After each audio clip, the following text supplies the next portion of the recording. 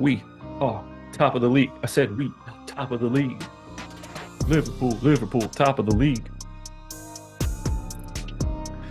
And we are live. Welcome to the NBA Deeper Dive. It is Thursday, December 28th. I am Josh Engleman. I am joined by Adam Scherer. We are brought to you by Better.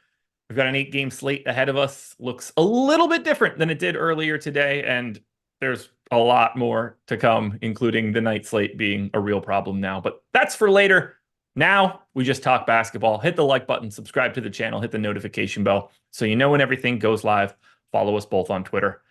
Adam, what's up? How's your day? It was good. It was better before half the teams started ruling guys out. But yeah, it was good. Yeah. It was had a good meatball sub for lunch today. Like, it's pretty tasty. Fries were meh. Had a beer. That was nice. Got a massage for 30 minutes. I've had a great day. Thank God they canceled that. Yeah, you had a better day than me. I had eggs for brunch and I got Chipotle delivered right before the show started, so I haven't even really eaten that. That's a shame. What are you, Mikal Bridges? That actually is what made me get it. It's great. Like, I mean, it's good. So I think we've talked about it before. My memories of like Chipotle in college are so much better than Chipotle tastes now. Yeah. Probably just because I was in college, had no money, had nothing better to compare it to. But It's still just a solid, it's not like terrible for you. It's not bad. It's just, it's a solid, like, I don't feel like cooking tonight, or in the case of me ordering it, I was hungry before the show and didn't have time to cook before the show and thought it would be here earlier. It's perfect for that without like being problematic. Bridges is the ultimate connoisseur, evidently. I can't imagine, like, I get it for the first 5 years of the 10 years or whatever, but somebody needs to let him know that he doesn't have to get it anymore. He can do something else. Yeah, but that is like, I was sitting there, I was like, I'm kind of hungry. I don't really feel like waiting to eat after the show. And then I saw the Bridges thing. I was like, oh, yeah, that sounds good. You ready to talk some basketball? And Charles Moran, it's not healthy, but for what it is, it's not like it's not gonna make me gain like 3 pounds or anything. It can be very healthy depending on what you get. Yeah, I mean, the one I got just now, I intentionally left out like cheese, sour cream, double chicken, rice, beans, lettuce, corn, corn salsa, green tomatillo salsa. Like, it's fine. I'm hungry. And I'll have dinner when I'm done this. But now, let's talk some basketball.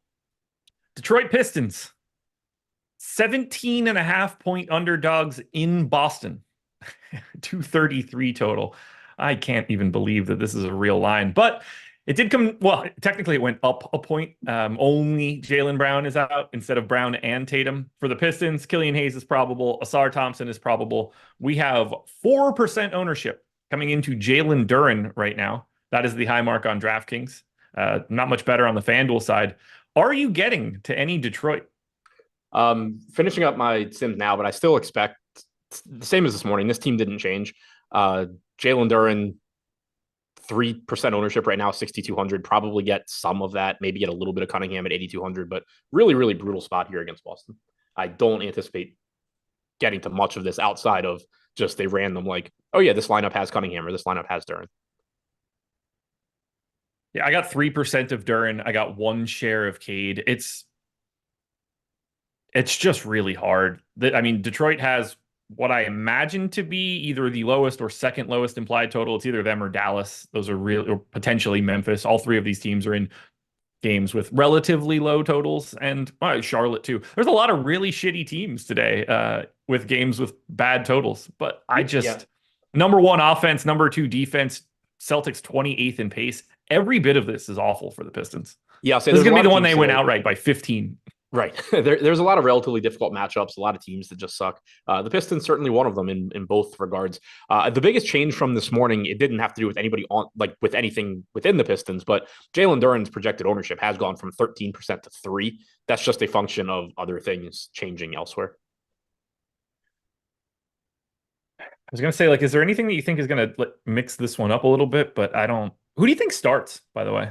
Who do you think's taking Beef Stew's spot? This is my least favorite question of every show. Who starts for the Pistons? Um, Cunningham, I'm confident in.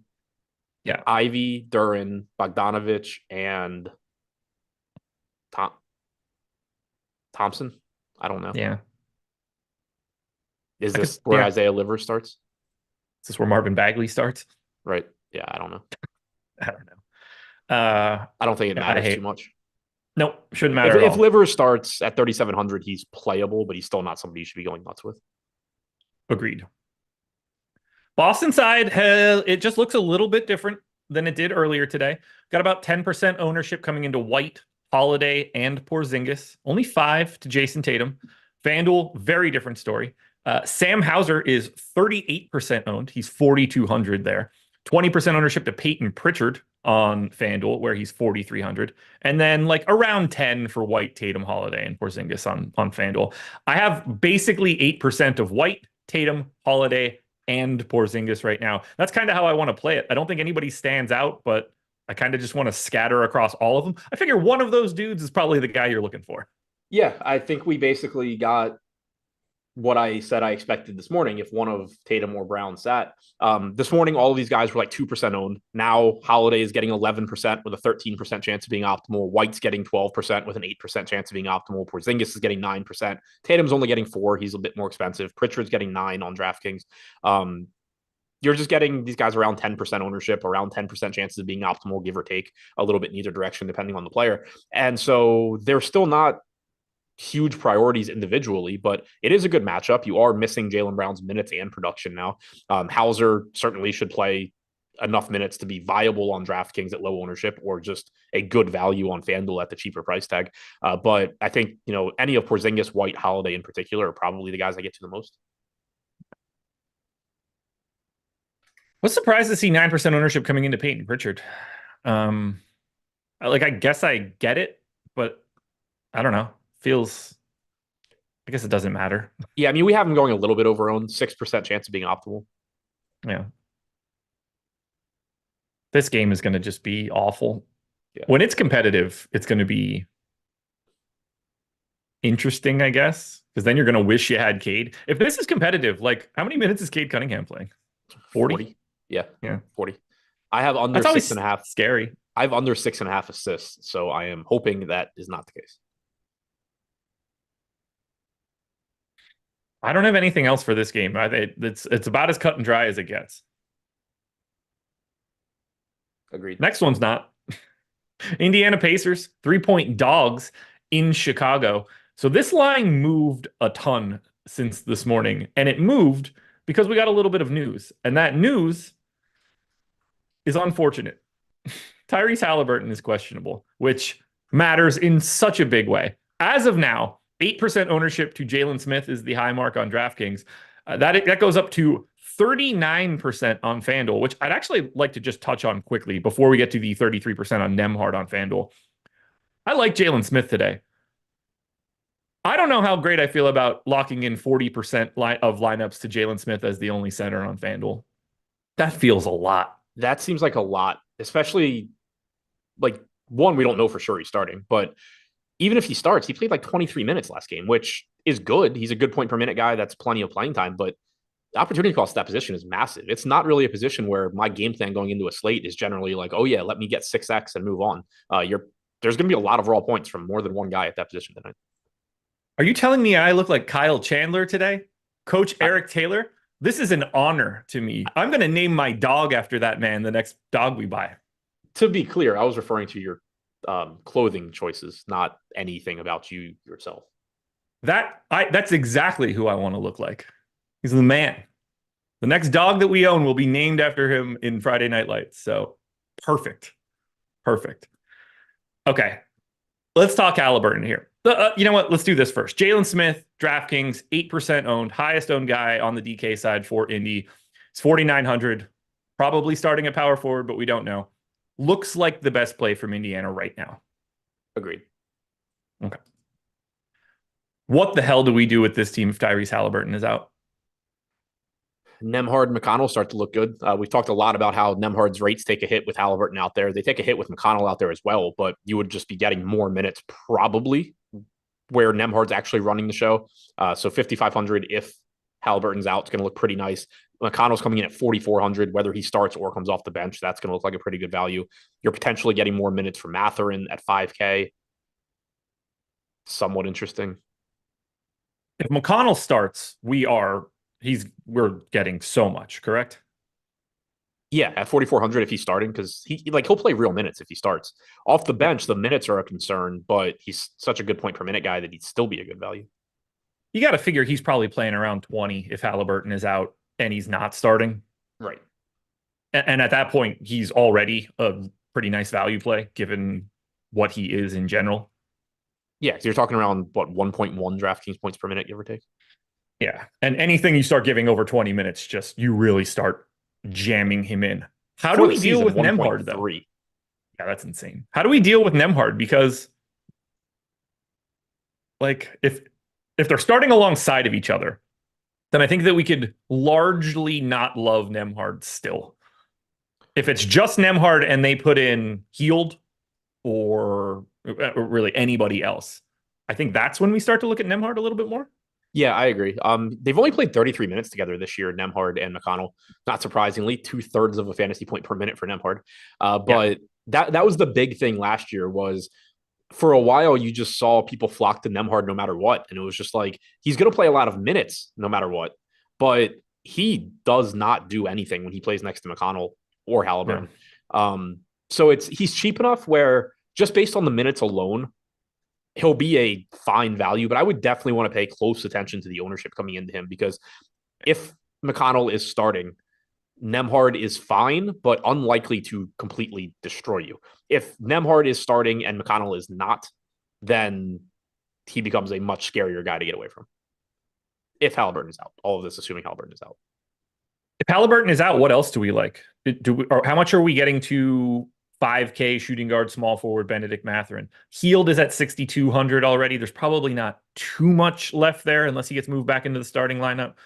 Who gets the biggest benefit then? Is it really just McConnell, Nembhard, and probably Mathurin? I kind of think so. 3 games without Halliburton this year. Mathurin still averaged 21 minutes per game, so I don't even think he's necessarily. I don't, and I also don't know for sure what happened in those games. But I'm trying to pull that up now. But there's more upside if Halliburton's out. Doesn't mean he has to get those minutes. Nembhard and McConnell would certainly be the ones that I feel safest about. Like, you could argue that there's more opportunities for Healed, but at the same time, you're talking about taking out the best facilitator in the NBA for a guy that is a knockdown 3-point shooter and not a shot creator. And they don't really have other guys in this vein. Like, they might just consolidate that rotation. Maybe you see Jordan Nwora get like a rotation or something, but I don't know if everybody just looks awesome after this, but the starting lineup will matter, and the focus will be Nembhard and McConnell. Agreed. So in the 3 games that Halliburton has been out, Mathurin played 15, 25, and 23. The one he played 15, he started that game. They got the shit kicked out. They lost by 51 points to the Celtics. So that's why he played 15 minutes in part.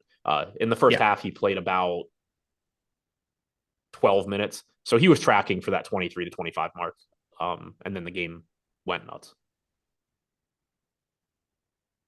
How are you handling Jalen Smith today? How do you feel about him as a $4,900 center only on DraftKings? Like, I get that he's the point per dollar play, but I really do just hate it.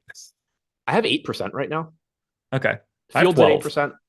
Yeah, like, I think that's perfectly fine. He's still a good value at 4,900. It's just you need those closing minutes, which he may or may not get. And this obviously is assuming he starts. If he comes off the bench, I don't really have much interest at all. But it's a very, very deep center slate. You have Andre Drummond on the other side of this game, who on DraftKings is a solid value at 7,500. On FanDuel, he's a good play, but he's at least like close to correctly priced, or relatively close at 8,900. On DraftKings, he's just still one of the better values on the slate. So you have him as opportunity cost. And then you just have all the other mid-range centers that are good, that have high ceilings, whether you're talking about Duren or Turner or Joval or Lively or Gobert. Like, there's Jokic obviously at the top. There's a million good centers on this slate. So if you get that, 28 DraftKings point game, 29 DraftKings point game from Jalen Smith, it's probably hurting you. Yeah. Like if he were power forward center, it's a Yeah. gigantically different discussion right now. Yep. I'm just happy I'm not getting more than I am. Agreed. I don't have anything else here for Indy. Like everything hinges on Halliburton news, and I think we've touched on what matters most if he's out. Yeah, I don't with Halliburton projected in, I don't have much here. Smith's my highest owned guy at 8%. And then I'm just getting small amounts of Neesmith of everybody, basically. Yeah, All the, you know, guys that play relevant minutes, but yeah, nothing that is standing out. Also, as far as the first game we talked about, I'm getting basically nothing from Detroit. I've like one Asar Thompson lineup and one Jalen Duren lineup. For Boston, I'm getting the 17% Hauser. 14% Tatum is interesting as a contrarian play. I have no problem with that. 9% Porzingis, 8% Pritchard, 6% White, 4% Holiday. So pretty much what I'd expected as far as not going crazy on anybody. It is noteworthy to me that Hauser and Tatum were the two I'm getting the most of because they were the lowest owned out of the group. I like it. Well, the Bulls side is certainly where we're going, at least for a little bit. Highest owned guy for the Bulls on DraftKings, 47% owned Andre Drummond, and I don't see a single thing wrong with that. 26% ownership coming into DeMar DeRozan. I feel like at some point in time, I'm going to get this dude right. Single digits to everybody else. DeRozan is 35% on FanDuel. Patrick Williams is 19 on FanDuel for reasons. Kobe White is 19. Caruso's 15. Drummond's still getting to 13 on FanDuel, even at 8,900. So if you're curious about where his price is going on DraftKings, buckle up because the next game that he plays when Vooch isn't playing, Andre Drummond will not be 7,500. It will be much, much higher. Let's start with Drummond. Best center play on the slate right now, unless they say that Dwop Reith is the starter for Portland in the next 45 minutes. Yeah, 7,500 on DraftKings looks fantastic. If the slate started right now, I would have 65% Drummond. He's 47% owned. He looks great. He looks very good on FanDuel too. It's just for different reasons. He was showing up around 25% of the lineups in Lineup Generator when I did my video earlier. That was without Miami news, so things will change. Okay. But on FanDuel, he's a good play because he's still got a massive ceiling and he's just not going to be that popular. On DraftKings, he's one of the most popular guys on the slate, but he's also just one of the best values, even though we don't generally think of 7,500 as a quote unquote value play. It absolutely is here. He looks great. We have him projected for 46.5 DraftKings points at that price. We have him projected slightly ahead of DeRozan. We have him ahead of White. Both of those guys are more expensive. He's projected much better than all of the centers around him, even though there are plenty of centers around him that look very good. In one individual lineup, if you have a lot of ownership and you don't want to take on a 40 whatever percent owned Drummond, you can very easily say, okay, well, I'll take the 15-1 odds with Rudy Gobert, or I'll take, Duren, or I'll take Turner, or whatever it may be. But as a whole, across the lineups you're playing, I want a lot of Andre Drummond. So do I. Are you getting to DeMar DeRozan now? You weren't really earlier or ever. I am, which is surprising. I'm actually even with the field here. 26% ownership. 19.5% chance of being optimal. I have 25% of him. Fine with me. Very, very good spot. Reasonable price tag. Good positional eligibility with shooting guard, small forward and power forward eligibility.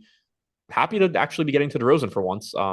Probably won't share that sentiment once the game starts and he sucks, but it's nice to have more than like 5% for once. I did think about it a little bit, and it honestly, it kind of circles back to that Vooch discussion we were having. It does get a little bit worse for DeRozan swapping out, not having Levine and then swapping out Vooch for Drummond. We are clogging up the paint a little bit with a lack of shooters in Chicago, but I don't know. Yeah. Maybe it doesn't matter. Well, and to your point on Twitter regarding Vooch and what you just said, Vooch is not a good 3-point shooter anymore, but he at least still tries. So he will stand there. Right. He'll stand there. He's not knocking down the shots, but he'll stand out there and get out of the way, whereas Drummond will not. What? R. Stanley says, my sister named her Bulldog Riggs because she had a huge crush on him on Friday Night Lights.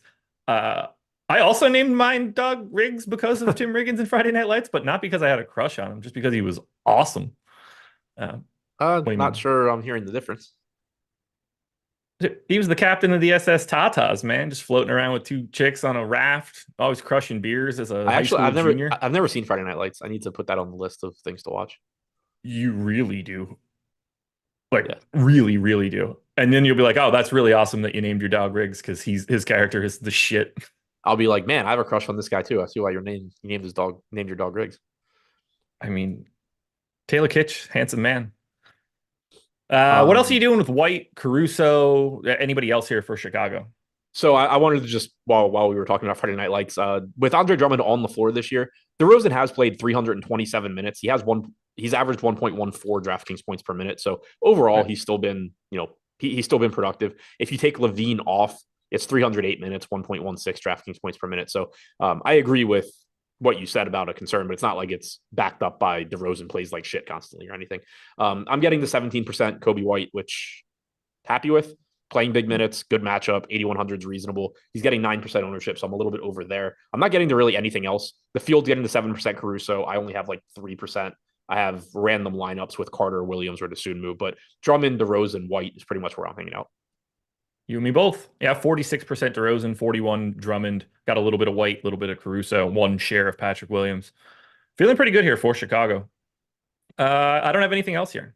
The Wire is better than Sopranos, but they're like 1-2 or 2-3. Like, I have been greatly enjoying watching The Sopranos for the first time. Katie and I are like, I don't know, like deep into season 5 or somewhere around like the getting into season 6, something in that neighborhood. yeah. Love it. It's fun. I kind of restarted it the other day, but it was more of like I put it on the TV and then just didn't pay attention. So I need to start it over again. I think I've only watched it once, and it was a couple of years ago. I was late to The Wire and late to The Sopranos, and I'm also obviously biased toward The Wire because I can see things from the show out my window. Yeah. So like one of my best friends is like pretty heavily Italian and has always recommended this. So we use him as our translation device. So anytime they're saying like wild Italian slurs or like just things we don't know, I'm just immediately texting him like, yo, what does this mean? And he has to let me fill me in on everything. It's just it's kind of like watching The Wire. Like I don't understand what they're saying half the time. But it's not a Baltimore accent. It's just Italian slang. Yeah. It's crazy. No, too nice. I don't have a Gumar.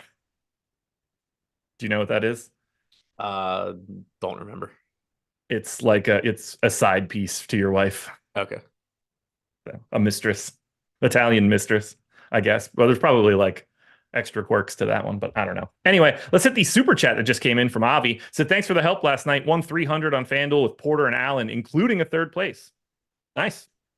Nice. Every win's a good win, man. Every win is a good win. Yeah, congrats. I thought when that popped up, I thought it was my name and I was really confused. Somebody said Dexter is better than both. I love Dexter, but no, it's not. I only ever watched like the first season and a half, and I don't ever know why I stopped. Oh, Probably you need to one of keep those things going. I should rewatch. Yeah, you need to at least get through season 4 is great. After season 4 is entertainment. Okay. Season I didn't have 4 a is problem one with of it. Like it just sort of like fell off in Yeah, my brain and I never got back. Season 4 is one of my favorite individual seasons of any show. Okay. Okay. We're looking for something new. So anyway, schedule for the rest of the day. We have 2 more live shows coming up after this. NBA Live Before Lock. It's going to take you from 6:30 to 7:30. And then NFL Live Before Lock is going to take you from 7:30 up until kickoff for Jets Browns, I guess. So enjoy that, everybody. You know how you can enjoy it even more? Use our avatar. Go to stokastic.com/avatar, grab our logo, use it on DraftKings, FanDuel, use it on Owner's Box, Yahoo. If you finish in the top 3 of a contest with 5,000 or more entries, you can get 1 month of whatever package you're looking for at Stokastic. Come join us. Check out the Sims tool if you're interested. All you have to do is tweet it at StokasticHOF. I think that's a pretty low bar for you. It costs you $0 to do this. You don't have to have a sub with us to do it, but we want to promote you if you succeed. We want people to see our logo at the top. So follow the instructions on the screen or go to stokastic.com/avatar. Okay, hold on. Who's mentioning Sons of Anarchy? Sons of Anarchy is an awful show. Unequivocally terrible. You want to tell me that you're entertained by it? I was entertained by it. The writing is insane. And to think that these guys are just having shootouts on the streets 8 times this season and none of them are in jail permanently is bonkers. There's so much murder in a normal American town that it could never play out like this. I liked the show. I watched it from start to finish. I was entertained. We are not talking about the same thing. I need to watch that, but that was my expectation for it, is like that I can watch it sort of mindlessly, be entertained. I don't need to like restart episodes 5 times because I zone out. Yeah, it's entertaining. And like the first season or two before they murder everybody that ever shows up on the screen, they murdered like multiple chiefs of police. Like, they killed like an FBI lady in cold blood. Just bonkers stuff. I was just watching a Insane. documentary on the mafia in New York, and they wouldn't even do that. Like they killed one of their own because he wanted to take out like the head of the FBI or whatever. And they weren't even like making these people disappear, like no body, no crime. It was just like, no, no, there are bodies everywhere. They sold automatic weapon. A child got an automatic weapon and shot up a school in this thing, and nothing ended up happening. Like it's just, everything they could have done, they did it. But I will say, I was entertained by that show from start to finish. But we are not talking about the same thing when we start saying The Wire and Sopranos and shit like that. I'm a little less fond of Breaking Bad, but we don't have the time for this one right now. Dallas Mavericks, 12-point dogs in Minnesota, 227 total. No Luka Doncic today, and that changed up things for Dallas. I was happy to get to Luka earlier. Now, 20% ownership to Exum, 12 to Lively, 20 to Derek Jones, 15 to Seth Curry, 15 to Tim Hardaway Jr. I really don't know what to do with Dallas here, but I have a ton of Dante Exum. I'm sure you're not surprised. I'm not. I'm pretty happy. I was a little scared to see what I was going to get to here because I do not want massive amounts of this team. It is a brutal spot against Minnesota. They just once again have the ability to just be a terrible offense overall without Luka and Kyrie. But I'm not getting the same amounts that I would have, a couple weeks ago when they were all really cheap and they were more hurt than they are right now. I'm still getting here though. 24% Tim Hardaway showing up the most for me. Shooting guard, small forward, 6,600, 15% owned. My concerns with him are the same as they were last time this happened. He's not somebody that's really creating for himself. He's going to have a lot of contested looks, but he is going to have opportunities to make baskets. Whether or not he does, obviously, who knows? But I'm getting to him the most. I'm a bit over the field there. Exum coming in at 21% is projected to be the highest owned guy from this team. I have 15%, so I'm slightly under. I'm getting to 12% Lively, which is in line with the field. I have no doubt in my mind that he will have a massive game tonight after I played 30% at 5% owned on the main slate and 70% on the night slate last night, where I'm not sure I cashed a single lineup. I didn't have much behind you, that's for sure. Yeah. And then just getting the small pieces, 10% Curry, 9% Derek Jones Jr. So I'm a bit under on both of them. I have like 1% Josh Green and Grant Williams, but Tim Hardaway looks like the spot where I'm taking my Dallas stand today. And it's not a very extreme one. Yeah, I have a lot of Exum. I'm going to try to dig into that a little bit and maybe walk it back. But I do like the idea of him just having the ball and being in. Like that last game when it had to be Hardy, like I think it's a little different with it being Exum. I don't know what it's going to end up looking like. So maybe that's the stand I need. But yeah, like basically any one of the Dallas, whatever gets named as the starters will probably be interesting today. Yeah. And just to go back to Hardaway, I have voiced my concerns many times with potential efficiency issues without Luka or Kyrie out there. He's played 111 minutes without either of those guys on the floor this year, and he's produced 1.34 DraftKings points per minute. The potential production is obviously there. It's just a very difficult matchup and someone that I don't trust at all to consistently get good looks. Minnesota side is tough. We still have a Q tag on Karl Anthony Towns. That could help you get to something. But as of right now, I have very minimal amounts of this team. And the guy that I'm getting the most is 8% of Towns.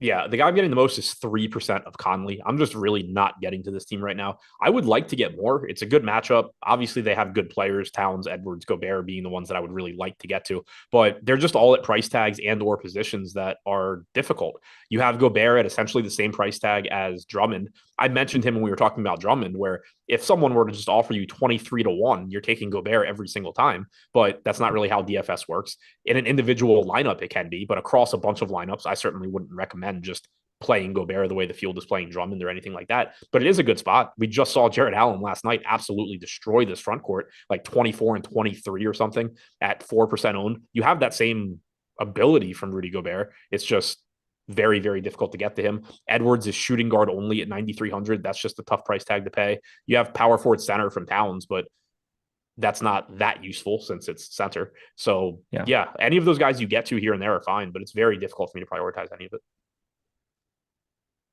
227 total in this one is basically one of the three low totals on today's slate. Minnesota. That is being That is Dallas for the most part.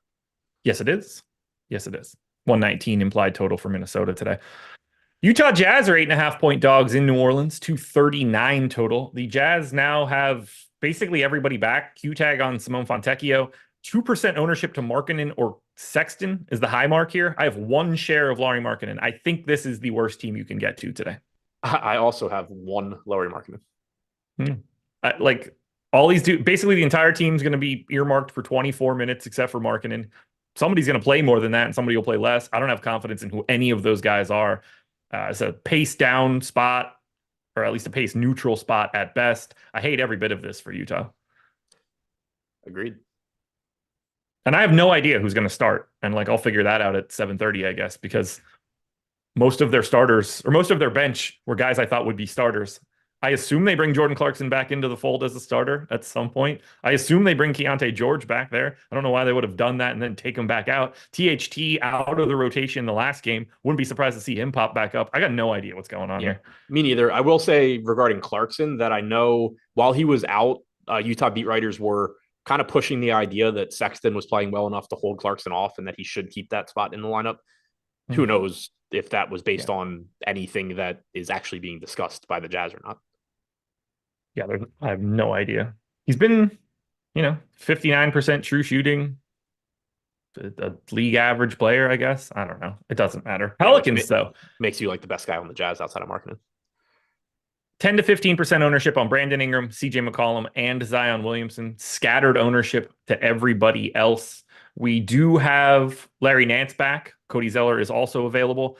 I have less of these guys than I had earlier today, but I think it's Ingram, McCollum, and Williamson as the guys that stand out, and that's where we see the ownership. Yeah, those are the ones I'm getting to the most as well. McCollum is my highest owned guy now. I know he was yours this morning. I have 22%. The field is at 15. 6,800 is just a pretty good price tag. Matchup is solid against Utah. Happy to get there. Should play big minutes. Ingram showing up 12% for me. Field's at 12%. So nothing really interesting there. Just a $7,800 shooting guard, small forward. If you like, he's just very easy to fit into lineups at that price and those positions. Zion showing up 9% for me, so slightly below the field, who's at 14%, but nothing crazy there. 7% Trey Murphy at 4% ownership, 5,700 shooting guard, small forward. Perfectly fine guy to be mixing in here and there, but nothing that I feel strongly about. Like you need any type of stand on him.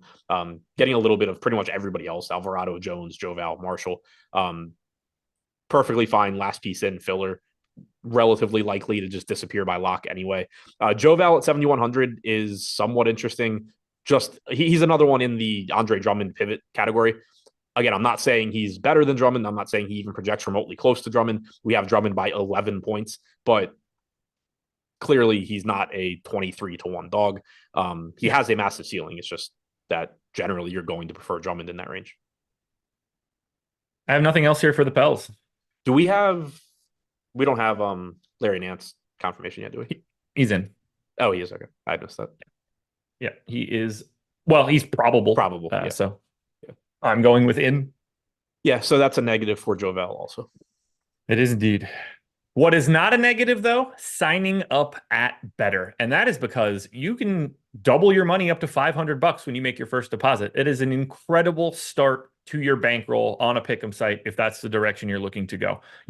They will match whatever it is up to 500. 100 will get 100. 250 will get 250. 500 will match with 500. And you can 100x your entry if you go 8 for 8. That's pretty interesting. And you're already coming in with a gigantic bankroll. If you find out you don't like Better, play through your deposit bonus and figure out where you want to go. Odd Shopper can help you out as well if you need additional plays. They've got it for NFL, NBA, NHL, and more. But really, the message that I give you guys every day doesn't change. I'm consistent with it. Take advantage of deposit bonuses. It's the best thing you're going to find to start off a bankroll. If you're looking to get a little bit better at this stuff, taking advantage of those things is going to give you a longer runway than you have if you don't do it.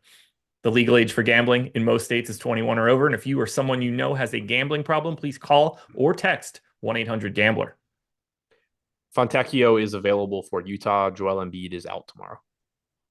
Also, there is a free square on Better. Pat Mahomes, New Year's Eve, need 0.5 passing yards. You should always be taking advantage of these free squares. You're not going to get rich using them, but you are going to lower the amount of money that it costs you to play at these sites. Limit your rake as much as you can by taking advantage of these things. You'll be more profitable in the long run. They're not going to get you rich, like I said, but it will help bring down that rake a little bit.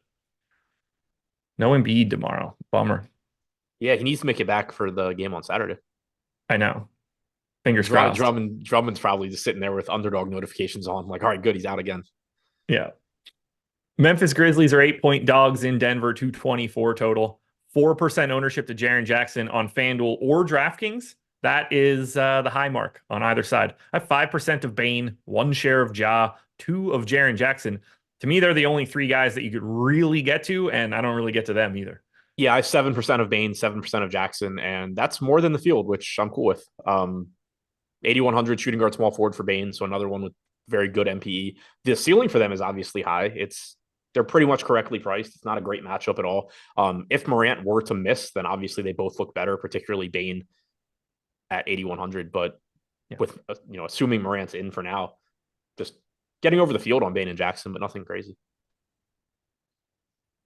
Aldama questionable as well. Probably doesn't matter in any way. If Ja is out, probably getting to a bit more Desmond Bane, a bit more Jaren Jackson.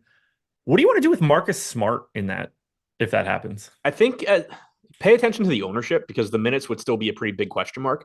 But at 5,400, if Morant's out, assuming that the ownership doesn't go crazy on Smart, I'd like to take some shots there, because you and I talked about it this morning. He played about 24 minutes in regulation last game. They very clearly were actively looking to limit him, but then they also let him play overtime. So he got to 29 minutes.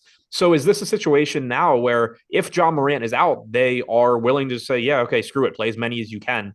What that number is, who knows? It's probably not 36, but like they clearly aren't being that strict with him, at least based on what we saw last game. It seemed more like, okay, 24 is what we want, but oh well, go play 29. Yeah. It would start to get a little bit sneakier, just because he's never met a shot he didn't like. Yeah, it doesn't make him, but he'll try. Tough spot though. Denver 9th in defensive rating, 29th in pace. It's not a great game environment. The Denver side looks different though. Just because I don't want to end up with like more Memphis, but at the same time, if it gets me away from some of the Dallas against Minnesota, I guess that is fine. Got a lot of ownership coming into Denver. This is where we'll have another conversation. 38% to Michael Porter Jr., and I am now way over that mark. 30 to Justin Holiday, 20 to Jamal Murray, around 15 to KCP, Nikola Jokic, and Peyton Watson. Let's start with Porter as the chalk play for Denver. How's it looking for you now? I have 34%. I hate it. Like, my brain hates it, but I also understand it. He's just cheap. At 6,100. Aaron Gordon being out certainly doesn't hurt. Like you and I were talking about this morning, I'm not expecting a big bump for Michael Porter Jr. with Gordon out, just because you do still have Murray, you do still have Jokic, but pretty likely to play big minutes now. I think the minutes are probably safer with Gordon out. And Gordon being out shouldn't hurt his production any. So the price tag combined with that just makes him look really good. There are other guys in this price range that you can get to. This morning, I was about half the field on Porter. We have his optimal percentage, about half of his ownership at 18% instead of 38. But the way it's working out for me right now, I am getting around 34%. He's just one of these pieces where I think if this were a show 3-4 years ago, I would very, very strongly be anti Michael Porter at 38% owned, because he looks good, but not like exceptional compared to alternatives. Now, just, the game's evolved. I've gotten better. I view things differently. I think if you were to go into this slate playing 20% Porter, that's fine. You can make some very good lineups that don't have him. But for me, I'm also just making good lineups that do have him, and I'm fine coming in around the field. Some things that could make it look a little bit better for Porter. Memphis is a below average rebounding team. Porter really only does 2 things. He rebounds and he scores. The rebounding is a decent matchup for him, and the Memphis Grizzlies are 29th in the league in allowing non-corner threes. So that is great for Michael Porter Jr. I tend to think he's probably going to take a couple of those bad boys if we're going to get KCP parked out there. They do take away the corner three a little bit, but I think we're going to see Michael Porter Jr. above the break a little bit more now. And if that's the case, they tend to give those up. That plays into his skill set at the very least. All right, next up, Justin Holiday, with the assumption that he's starting, which seems to be direction that everybody in the industry is going. $3,200 shooting guard, small forward. He is absolutely terrible on a per minute basis. What are you doing with Justin Holiday? Because I'd really prefer to not have him. I'd prefer to not, but I have 22%. We have him with a 22% chance of being optimal, so I'm happy with that. Fields at 28%. We have him projected for about 16 DraftKings points in 27 minutes. Like you said, this is all with the assumption he's starting. If Justin Holiday comes off the bench, you can pretty much ignore him because it becomes difficult for him to get enough minutes to matter. He is a terrible point per minute guy, like you said. It's purely if he's going to go play 27 minutes at 3,200 with the best positional eligibility, he's going to look like a pretty good value. So I'm getting there, not quite as much as the field, but I'm getting there just because of what it opens up elsewhere. How do you feel about Peyton Watson at 3,800? He's sort of like the natural Aaron Gordon replacement in that he is playing that style, like that position. 17% owned, power forward only 3,800. I have 35%. I had that this morning. Now I'm almost dead on with the field. 16.9% projected ownership. I have 16.7% if the slate started right now. I'm fine with that. I don't have a good feel. Like he's definitely risky because you can say what you want about he's a natural replacement, all of that. Michael Malone can just do whatever the hell he wants. It doesn't have to go to Peyton Watson. We've been wrong with Denver's, bench rotation plenty of times this year. So he is very risky, but the potential reward is also there at 3,800 because there are plenty of minutes available. He is a logical candidate to soak them up. For the season, he's produced about 0.8 DraftKings points per minute, which is fine. We have him projected right now for 24 and a half minutes. I think that's a solid projection. So he looks like a good value, but obviously risky. He is getting some ownership. So it's not like if you take the risk and it pays off, you're just like walking to the top of tournaments. You still have plenty of competition. So getting around the field is, I think, like where I would like to be. Yeah. I think Murray looks completely fine at 7,700. I'm matching that ownership. I don't have much to say about someone like KCP either. Those two guys just look solid. Yeah, I'm matching Murray at 21%. I'm slightly below KCP. He's 12% owned. I have 7, but that's fine. KCP at 4,600. You're basically just playing him for the minutes, hoping that he gets some steals, knocks down some threes. He's not somebody that you're expecting to take on any sort of big offensive role or anything, but he's just pretty cheap. And then the only other guy that I'm getting that we haven't talked about is obviously the one that I would love to be getting to, but getting 11% Jokic right now, Fields at 15%. It just goes back. The price tag's fine. 11-3. You've seen that come down a little bit. We do have value on this slate if you want to get to him. The problem is just the center position and how many good mid-range centers there are and value centers. Drummond obviously qualifies as both of those things, but Drummond is going to, on DraftKings, take up one of your 2 spots. On FanDuel, obviously he's a good play there where you can only roster 1. So he's by himself increasing the opportunity cost. The Portland situation where, Duop Reith looks like a good value is also increasing the opportunity cost. And then you just have that abundance of Joval, Turner, Duran, Gobert type centers too, where they're not getting a lot of ownership, but as a collective group, there's a good chance that 1 or 2 of those dudes go for 45, 50, 55 DraftKings points. And Jokic, this slate basically is very likely to force Jokic to need like 75 or 80 DraftKings points to be the center that you need to win. I have 5%. I'd take any amount north of that and be totally cool with it, but I'm just not really getting to him right now. Yeah, well, we know you don't usually play him. And I also have basically 100% of Reith right now, so that kind of locks it down when I also have 50% Drummond. Anytime you can trade off Nikola Jokic for Duop Reith, you have to do it. I have a bunch of Anthony Davis too. Shut up. Yeah. Anything else for Denver? No. Miami Heat. Karl Anthony Towns will play today. Thank God. This is so bizarre. So the Heat are now a very different team than they were earlier today. 6-point dogs in Golden State. No Jimmy Butler, no Kyle Lowry, no Caleb Martin, no Josh Richardson. Most likely he is doubtful. No Orlando Robinson. Duncan Robinson is available. This entire team on DraftKings is below 10% owned. You don't ever see that. I would have thought somebody became a value play when they removed 160 rotational minutes for today, but that didn't happen. Now, FanDuel's got 10 to 15 on Adebayo, Duncan Robinson, Jaquez, 20 to Hero. I don't have much here, and the one guy that I have the most of is the one guy I don't want. RJ Hampton? Yeah. I only have 9%, so I'm not going crazy or anything, but I'd prefer to have 0. I have 9% too. It's a function of So basically, if you combine my Justin Holiday and RJ Hampton exposures, it equals what the field is at for those two. It's just I'm a little lower on Holiday, a little higher on Hampton. Both of those dudes suck. I have no confidence in either one of them. I have no problem splitting it the way that I have right now. As far as the real players go, Jaquez at 10% is my highest owned guy here. He's getting 6% ownership at 6,300, small forward, power forward.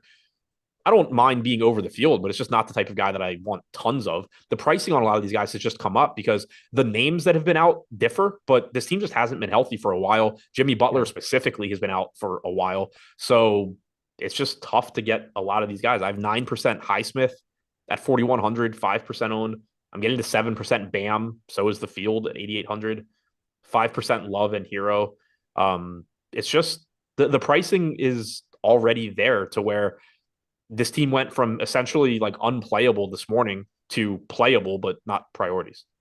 Yeah, it's a bizarre one. I just assumed somebody was going to be a value play today, and like it's just not the It case. had the potential to make me look really dumb on my lineup generator video because I was recording it basically as Miami ruled their guys out. And so I said at the beginning, and I kind of like I looked at the salaries, and so I'm just like eyeballing it. And I said at the beginning, that it wasn't updated for Miami. I was like, I don't think Miami's gonna end up looking like priorities here. And then the whole time I'm just like holding my breath that we don't refresh, and it's like 48% Jaime Jaquez. Yeah, it could have happened. It didn't. All right, hit that like button, folks. We're at 2,500 people or over 200 likes, but we need to go up over 300. Let's get to the Golden State Warriors.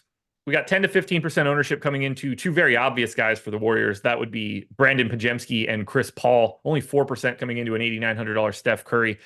I'm only neutral to the field on Pajemski now, so I'm feeling a lot better. I'm under on Paul. I don't have much else for the Warriors, but I do have 8% Steph, and that feels pretty good. Yeah, I'm at 9% Steph. Certainly happy with that one. Fields at 4%. We talked about it this morning. I'm not like I don't love paying 8,900 for Steph in general, but the ceiling's obviously there. And if I'm going to do it, I want to do it when he's not popular. The price tag has come down. So I like all of that. I'm getting the 13% Paul as my highest owned guy here. So is the field. 9% Pajemski. So a little bit below the field, which has come down to 13%. I think that Dallas stuff opening up and Miami stuff opening up just kind of cut into Pajemski a little bit from this morning. So I'm still getting like I'm getting there just a little bit below the field. Dario Saric is showing up in 9% of my lineups, Fields at 6%. He's just another cheap $4,300 punt, hope for the best. From a minute point per minute standpoint, the upside is there. It's just a matter of does he get the minutes? So I don't mind that at low ownership. Other than those four, not getting too much. 3% Clay, 3% Wiggins. I had 10% Clay this morning. That came down a bit. I do have his under 18.5 points on DraftKings, if that's still there. But not a team that I'm getting a lot of on for any individual player, but I am a little bit over the field on Steph and Saric in particular. Anything else for Golden State? Nope. All right, folks, I don't have a specific promo for you right now. I told you guys we weren't going to have one for a while, and we don't have one right now. But I do want to let you know, we have a ton of different packages that you can get depending on what you're looking for. If you want to sign up at Stochastic and go deep into the weeds, Sims package for the NBA or for the NFL. If you really just want to get your feet wet, grab the lineup generator for $15 a week. That's going to get you, if you've never used any tools before, this is going to be something that really starts you off on a higher note. Maybe you don't care at all about the DFS side and you're more on the sports betting or prop side. Odds Shopper is what you're looking for. Go to oddshopper.com if you want to sign up. We take a market-based approach to beating the books, whether that's shopping around for lines and getting expected value rates and expected win rates at sports books. If you're in a legal betting state, you can do that. If you're like me, not in a legal betting state, you can do the exact same thing for the pick'em sites. So whatever you're looking for in DFS, tippy top tier packages, entry-level packages, sports betting, pick'em sites. We are hitting everything right now. Premium Discord to talk about all of it. So whatever you're looking for, links in the description at Stochastic or at Odd Shopper if you want to sign up. San Antonio Spurs, 5-point dogs in Portland, 235 total. No real interesting news for the San Antonio Spurs. Same people that are normally out are out. I gave an extra minute to Wemby, thinking like if I could just get him to like Sure 10 to 15% and cross my fingers, that would be great. I only got one share. I got one share of Keldon Johnson as well. I really see it as a difficult spot to play anyone from the Spurs, unless you're playing $6,800 Devin Vassell on FanDuel, where he's 15% owned. Yeah, Devin Vassell is the one that I like the most. I'm getting 5% of him on DraftKings, Fields at 4%. If Wemby's going to keep playing limited minutes and Keldon Johnson's going to be coming off the bench, there is a little bit more opportunity for Vassell, but that salary on DraftKings has jumped to where he's far from a priority. Like you said, it looks better on FanDuel. My highest owned guy from the Spurs right now is Champagnie at 7%. He's projected for 1% ownership at 4,400, shooting guard, small forward. I have no confidence in the guy. Played like 25 minutes last game, including a couple minutes of garbage time. I think projecting around 22 minutes makes sense. We're at 22 minutes, 17.6 DraftKings points. It's just a function of there is value on this slate as far as underpriced players go. But in terms of cheap guys, there's not a ton of it, especially at the wing spots that you're confident in. So it's just, again, just like we were saying with RJ Hampton, I have no confidence in what Champagnie's going to do. But if he starts and is 1, 2, 3% owned, I don't mind having 7% and just hoping for the best. But certainly no confidence there other than those two. 2% Keldon, 1% Trey Jones. Those could easily just fall off by lock. This is going to look a little bit different on the Portland side. So let's just go ahead and get to it now. The Trailblazers have no DeAndre Ayton and no Shaedon Sharpe. No Robert Williams, obviously. And then we got the Q tag for Anthony Simons' illness. Sucks. Great matchup against the San Antonio Spurs. 15% ownership coming into Scoot Henderson, Moses Brown, Matisse Thybulle, Jabari Walker, Anthony Simons, and then 55 coming into Dwop Reith. I think the easiest place to start is going to be with Reith. Right now, even if he's not starting, I still think he's one of the better plays that you can get to if you're giving him the 20 to 24 minutes, whatever you want to do for him off the bench. 3,800. He's a fantasy point per minute guy at a minimum in this spot. I will have no problem getting there. I also think it's certainly possible he just starts today. Yeah, it's absolutely possible he starts. That's been what they generally do when Ayton is out. Last game, obviously, they didn't, but they still played him starter minutes. They gave Moses Brown the opening rotation in each half, and he never came back. But you got, outside of garbage time, you had 48 minutes split between the two. So you had 14 to Brown. You were going to get 34 from Reith if that game had gone down to the buzzer. There's no guarantee they run that same rotation, but what we do know is that Reith has generally been the starter with Ayton out, and then they played him like the starter last game, even though he came off the bench. We only have him projected for like 23 and a half minutes right now. I'm still getting 67%. If he starts, then obviously I would just get more if, depending on when I'm able to swap him in. But he looks really good off the bench. He looks really good as a starter. One thing also for anybody that really cares about the exposures I have, I'm not going to play him and Moses Brown together. I did forget to set that rule before the show. So 67% Reith, 13% Brown for me right now. Those numbers are off a little bit. I'll probably just lose a little bit more Brown when I set that rule, but Dwop Reith just looks like a very good value. I set the rule as well, so I'm getting 5% Moses Brown. I'm going to just say it right now. You and I both know how this is going. Yep. So just put that out there. Yeah, the thing that sucks is Moses Brown's also a solid point per minute guy. If he gets the minutes, he's going to be good. The thing that I think really makes the difference for me right now is that Moses Brown is projected for 15% ownership. If he were like 5 or 6% owned, I would really like the idea of just hoping Portland changes their rotation. But if he's going to be 15 or 16% owned, and what we know is that Portland has had opportunity after opportunity to play him minutes this year, and they've preferred Reith, or they've preferred literally anybody else. Even when he would be the backup to Reith, they've gone to Jabari Walker as the straight backup center. Kamara. What'd you say? Kamara or Grant or whoever you want to say that it is. Yeah, they've played smaller lineups. They've done everything to not play him. So could he start and just play 24 minutes? Absolutely. But if 15, 16% of the field is there waiting for it, I still think it's far more likely that doesn't happen based on what they've done all season long. Yeah, I have 94% Reith. I only gave him 24 minutes. I have him at 25 fantasy points. Like, I don't think that I have a crazy projection. I think he has like legitimately a 6+ more minute ceiling, even if he's coming off of the bench. So I don't hate it. I'd like to see him just be named the starter at 9:30 to make my life easier. Yeah, like it's What never fun when you're like one of your highest owned guys, you're sweating him checking into the game. Like I always hate yeah. that part. What are you doing with the rest of these guys? Because we have to pay it. Like I'm already 2x the field on Simons, and now I don't even think he's going to play. At which point, then I think we're just going to be jamming Scoot Henderson. Yeah, I don't have as much Brogdon or Henderson as I did this morning, and I have more Simons than I did.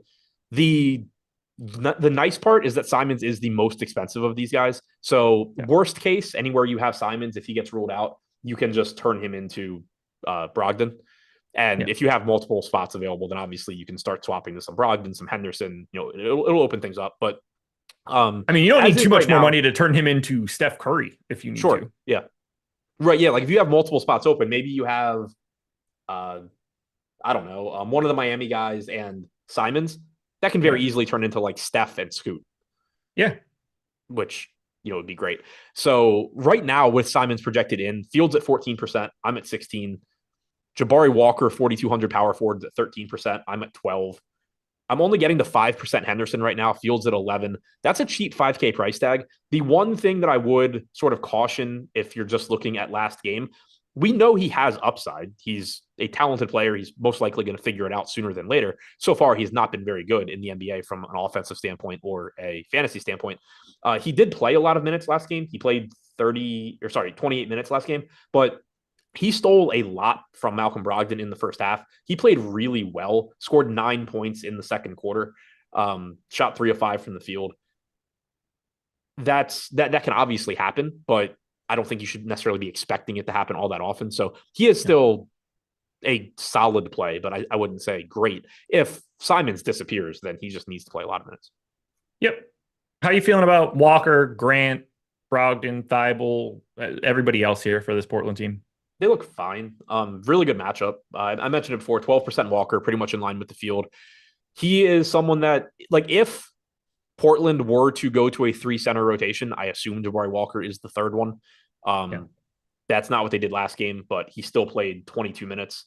His rotation was kind of scary too, though, where he played the final 15 minutes of the first half. He only played 7 minutes in the second half. So there are some iterations where I guess he plays like 14 or 15 minutes, but clearly that's not the most likely. I think expecting around 22 or so makes sense. We have him projected for 21, and I'm getting about 12%. So the power forward eligibility is what makes him nice. If he were center only, I would have basically no interest. Thibault showing up 9% for me. Fields at 12. He's just another one. Shooting guard, small forward, 3,900. He sucks. I have no confidence in him, but the rest of my lineup will look pretty nice. And if he just happens to get some blocks and steals, maybe he'll be okay. Getting to 7%, Jeremy Grant. Fields at 8%. For the most part, I'm around the field on Portland, which means I'm getting to like 9 different guys from Portland. Yeah. Let's close it out. Charlotte Hornets are 13-point dogs in Los Angeles, 226 total. Single-digit ownership coming into everybody on the Charlotte side. We are still waiting on the news for Brandon Miller. He is questionable. We don't have Gordon Hayward. Mark Williams continues to be doubtful. 28% ownership coming into a $3,700 Cody Martin on FanDuel is just a function of what FanDuel is. Are you getting to anything for Charlotte right now? I am getting to a lot of Brandon Miller, which I don't mind, but I also am not really thrilled about. Yeah. At least it's a 10:30 game. We should have Brandon Miller news, I hope, by 10 o'clock. He's projected for 8% ownership at 5,700 shooting guard, small forward. I have 22% right now. I think the case for him is just we've had a lot of guys in this price range that are getting a lot of ownership, and some of them have been around the field, some I've been a little bit under, but I don't think Brandon Miller is drastically different than most of them, as long as he's able to play. So I don't mind using him as a contrarian option here. If he were more popular, I'd get away from him pretty quickly, but if I'm getting over the field, I think that's fine. I'm getting to 11% Cody Martin. He's just another cheap shooting guard, small forward, 3,800, 8% owned. I have 11%.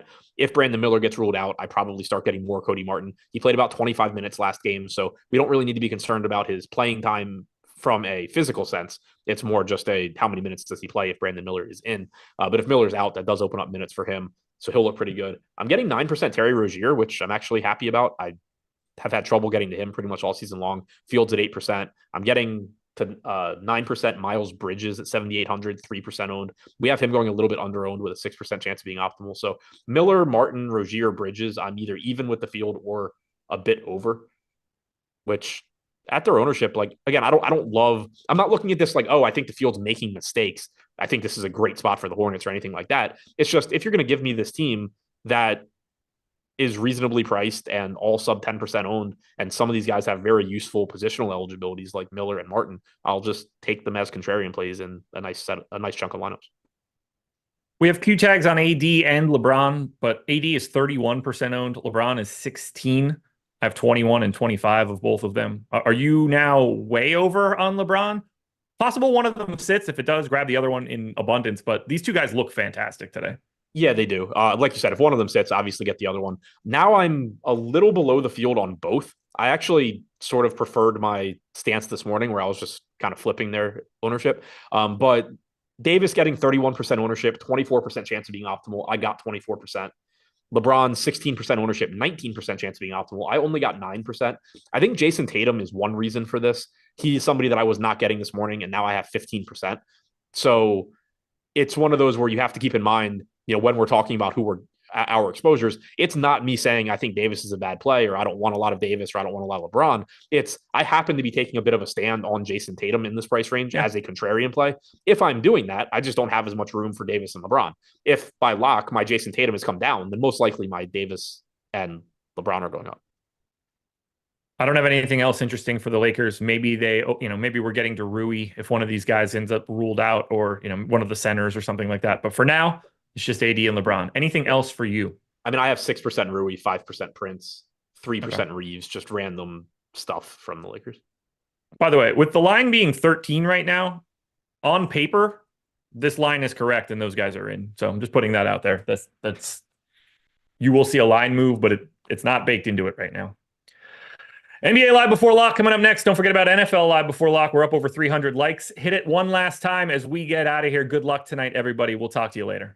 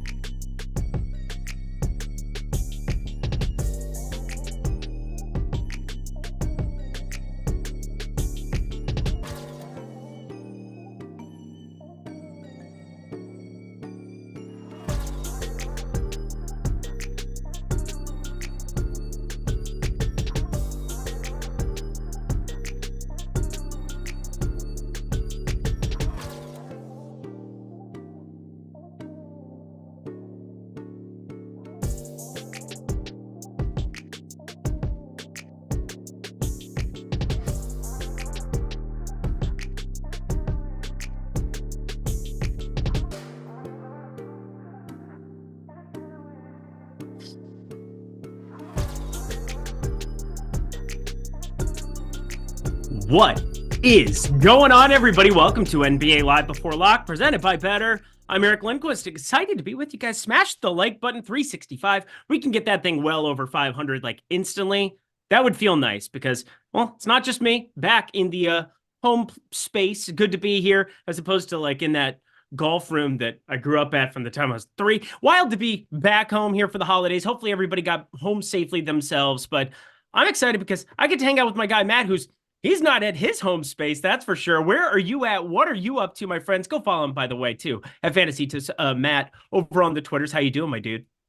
I'm good, brother. I am in Florida for the week. Nice. We came down for the holiday, and we're leaving New Year's Day. Unfortunately, the weather here is awful. It was rainy all day, gray, but still a lot better than the weather in Cleveland, so we'll take it. And that's why I have this all-white background. I think it looks beautiful. I especially like the light switch on the far right that looks like everyone that my grandparents have those where you like press the thing and then you twist the knob and it lights it all up.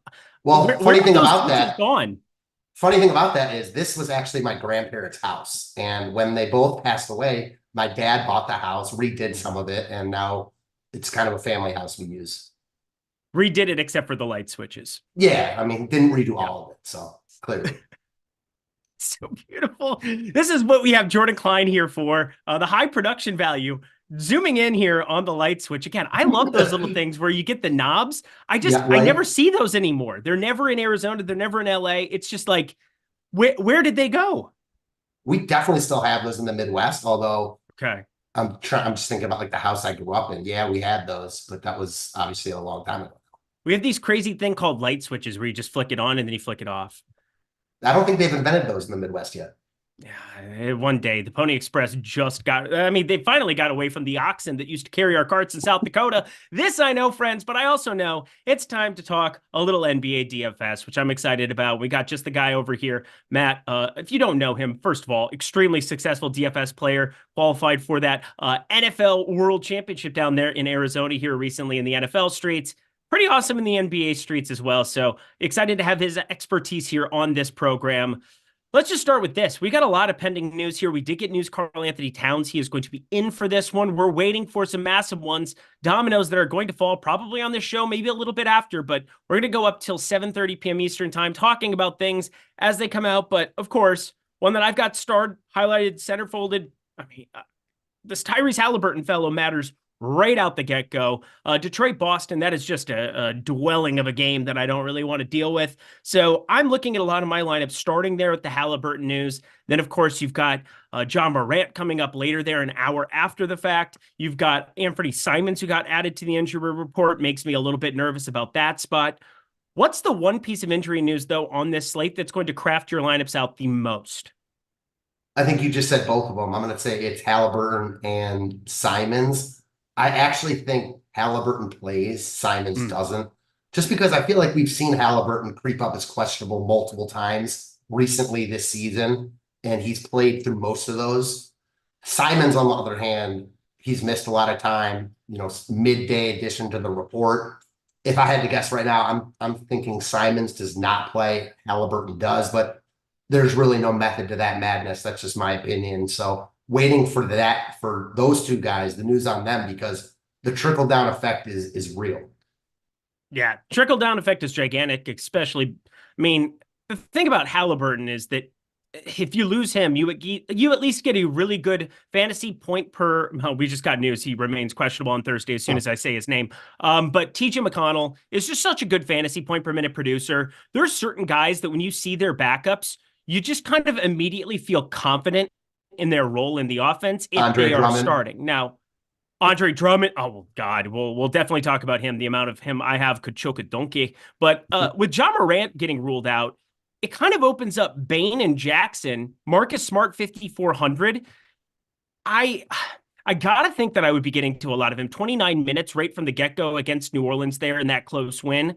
Give me 32 minutes of him, looks all right there, but like it opens up studs more than it really opens up any kind of value for me. So I think the Halliburton one matters just ever so slightly for me there, just because there's studs that I want to get to in the Charlotte Lakers game, obviously with AD, LeBron, studs in a lot of spots that we want to kind of siphon off our lineups to. And then I think Simons might be the one that's gone overlooked. I mean, God, I had so much Portland the other night in that spot where Same.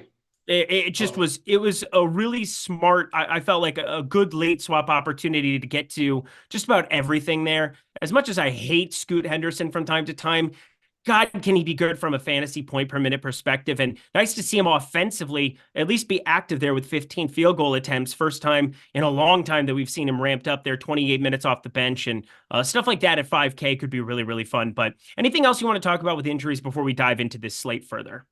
Well, I have to bring up the Portland experience from the other day after you brought it up. So, man, it stings. That's a really tough one for me. So I played one lineup in the Millie Maker that night, and I played it as if those guys were going to be out. So I had my lineup set. I can't remember all the details of it, but when it came out that I know it originally had Fox, Duop Reith, and whatever. Yeah. I know it had Moses Brown Champagne. starting. Yeah.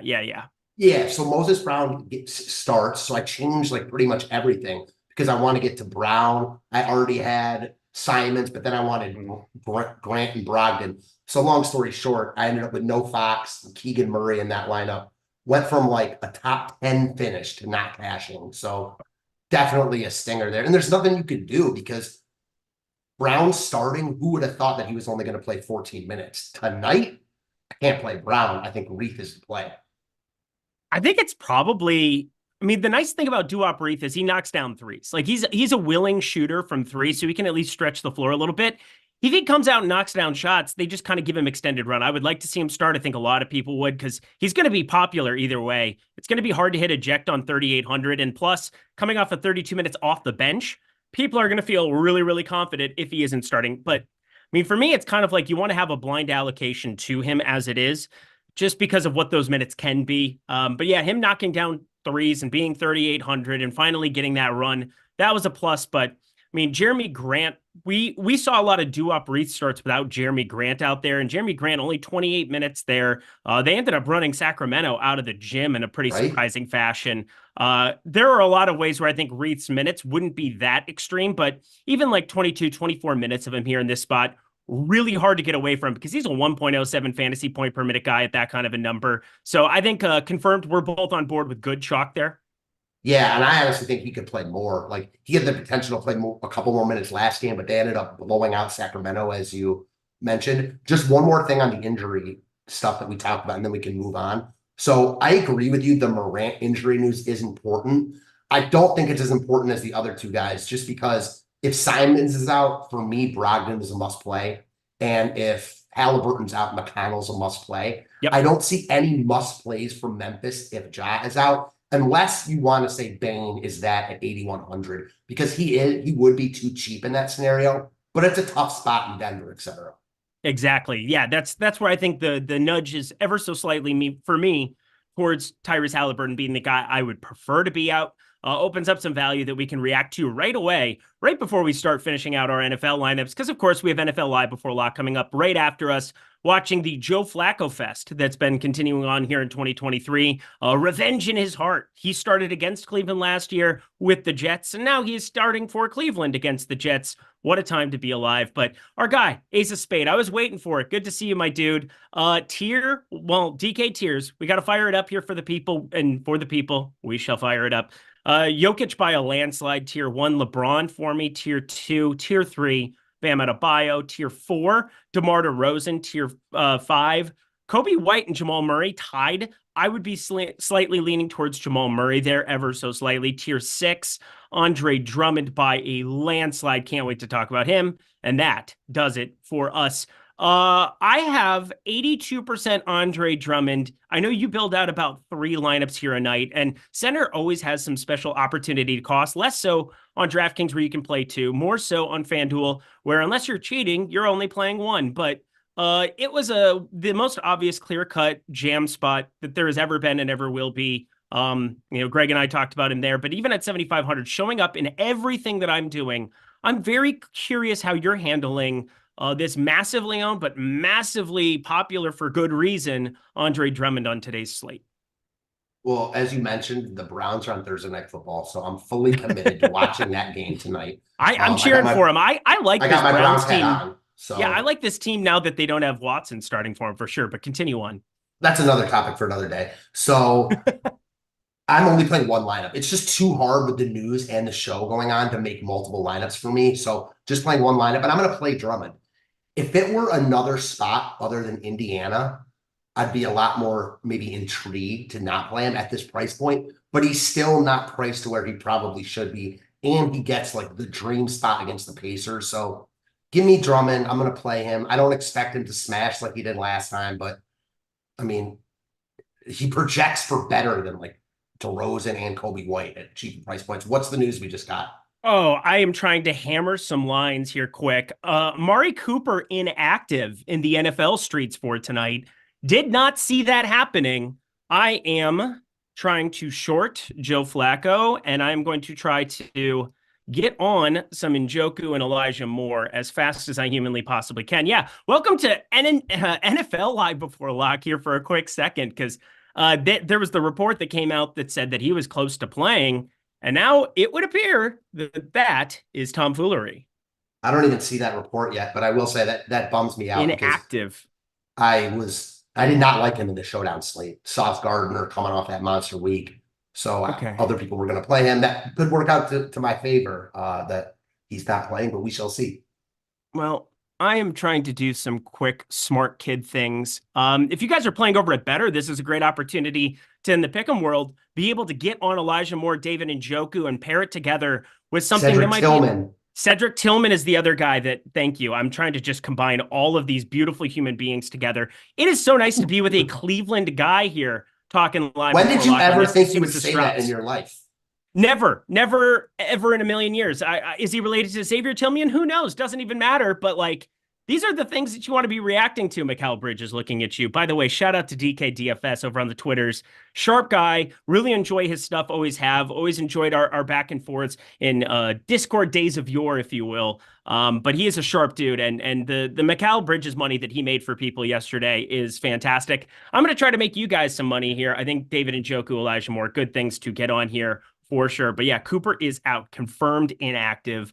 That is going to be a really fun. I think that makes this showdown slate even more fun for tonight. So I'll let the guys cover that on NFL Live Before Lock, but we should get ourselves over to the NBA streets. But Andre Drummond, people saying he played 39 minutes. He's a 1.4 fantasy point per minute guy, and putting up stats is not necessarily correlated to like being good at the old football or being good at the old basketballs, but like, there's no way that I'm not playing a 1.4 fantasy point per minute guy who I'm projecting for over 30 minutes in this spot. And as you said, the Pacers, as good of a matchup, 120 implied team total here. What else is there to say? Drummond is a confirmed good play, and you agree. So I like that we're both on the same page there.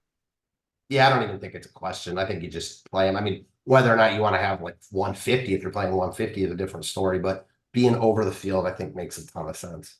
All right. I was able to get in on Njoku, Elijah Moore, Cedric Tillman. Good luck to me. Got on a couple of alternate numbers there as well. That was really an enjoyable deal there. Beat that drum, Eric. Yeah, no, we beat the 100% drum, and the same people who are saying that this is a ridiculous play are the same people who said it was a ridiculous play at 4,700. Now he's 7,500, and I'm going to do a lot of the same stuff, which is play a lot of him. Not the stone cold lock of all locks that he was the other night, but I'm going to play a lot of him for sure. 33 minutes we're projecting him for here over at Stochastic. So throwing that in there. Let's continue on our way into some of the chalkier plays that exist here on the slate. And I want to hear some of the pieces that you find to be intriguing on today's slate as kind of fillers before we talk about the studs. But Michael Porter Jr., 6,100, pulling 38% ownership here in our projections. DeMar DeRozan sitting 27.4%. Justin Holiday at 3,200 is pulling 27% ownership, and he is one of the worst fantasy point per minute guys, 0.65 fantasy points per minute here on the season. I don't quite understand that one unless you're just trying to say, hey, we need to find access to anything and everything we can from a ceiling perspective. And Reggie Jackson ends up getting ruled out, and you get that news to break in your favor. God, that's an uncomfortable piece of chalk. But what are some of the chalkier pieces on today's slate in that mid-range that you find yourself landing on? DeMar DeRozan, really hard to get away from him, in my opinion. Just fair price point for no Levine, no Vooch. Great matchup against Indiana. Like him a lot here. I like Jamal Murray a lot. He's playing really good ball right now. He's still under 8K. I think you can look at a couple guards in this range: Kobe White, Tyler Hero, and Terry Rozier. They all look good. The Porter play makes a lot of sense to me. He's getting too much ownership, as evidenced by his, he is projected to be optimal 21% of the time the slate plays out, close to 40% ownership. I'm a little bit weary on him as chalk. He's in a good spot though, and he's just too cheap for how DK has been pricing guys out. So I get the Porter chalk. Not sure if I'm going to play him. Again, I'm only playing one lineup, so can only play 8 guys, but he looks good here. Yeah, I think that's pretty much it. I also just want to call out Miles Bridges for GPPs. He's also a little bit too cheap. Miles Bridges. I like that call, actually. Mainly stacking up towards 3 games in the late night window. There's some news waiting, specifically Simons, that exists there. We kind of alluded to that earlier. If Simons plays, I kind of want to land on him and actually get to a little bit, because that would be just a really nice piece to throw into lineups. $400 less is Miles Bridges, and I don't completely hate the idea of this game staying closer and having it be something where you get to Brandon Miller and play him should he be active for tonight as well. Miles Bridges could look extra nice as well in the event that Brandon Miller's ruled out. And then Cody Martin ends up being a piece of this slate at 3,800 that I would want to get to as much as I could, shooting guard, small forward, assuming that he would end up having to play a much larger role here. He's only, 2 games into this season now, but got up to 25 minutes. I think that's a guy at 3,800 that would have a lot more importance for me in my lineups if something happens to Brandon Miller here with that ankle sprain. So cool. I'm glad we're on board with that. I'm really uncomfortable about Justin Holiday at 3,200. I find that to be difficult for me to do a whole hell of a lot with.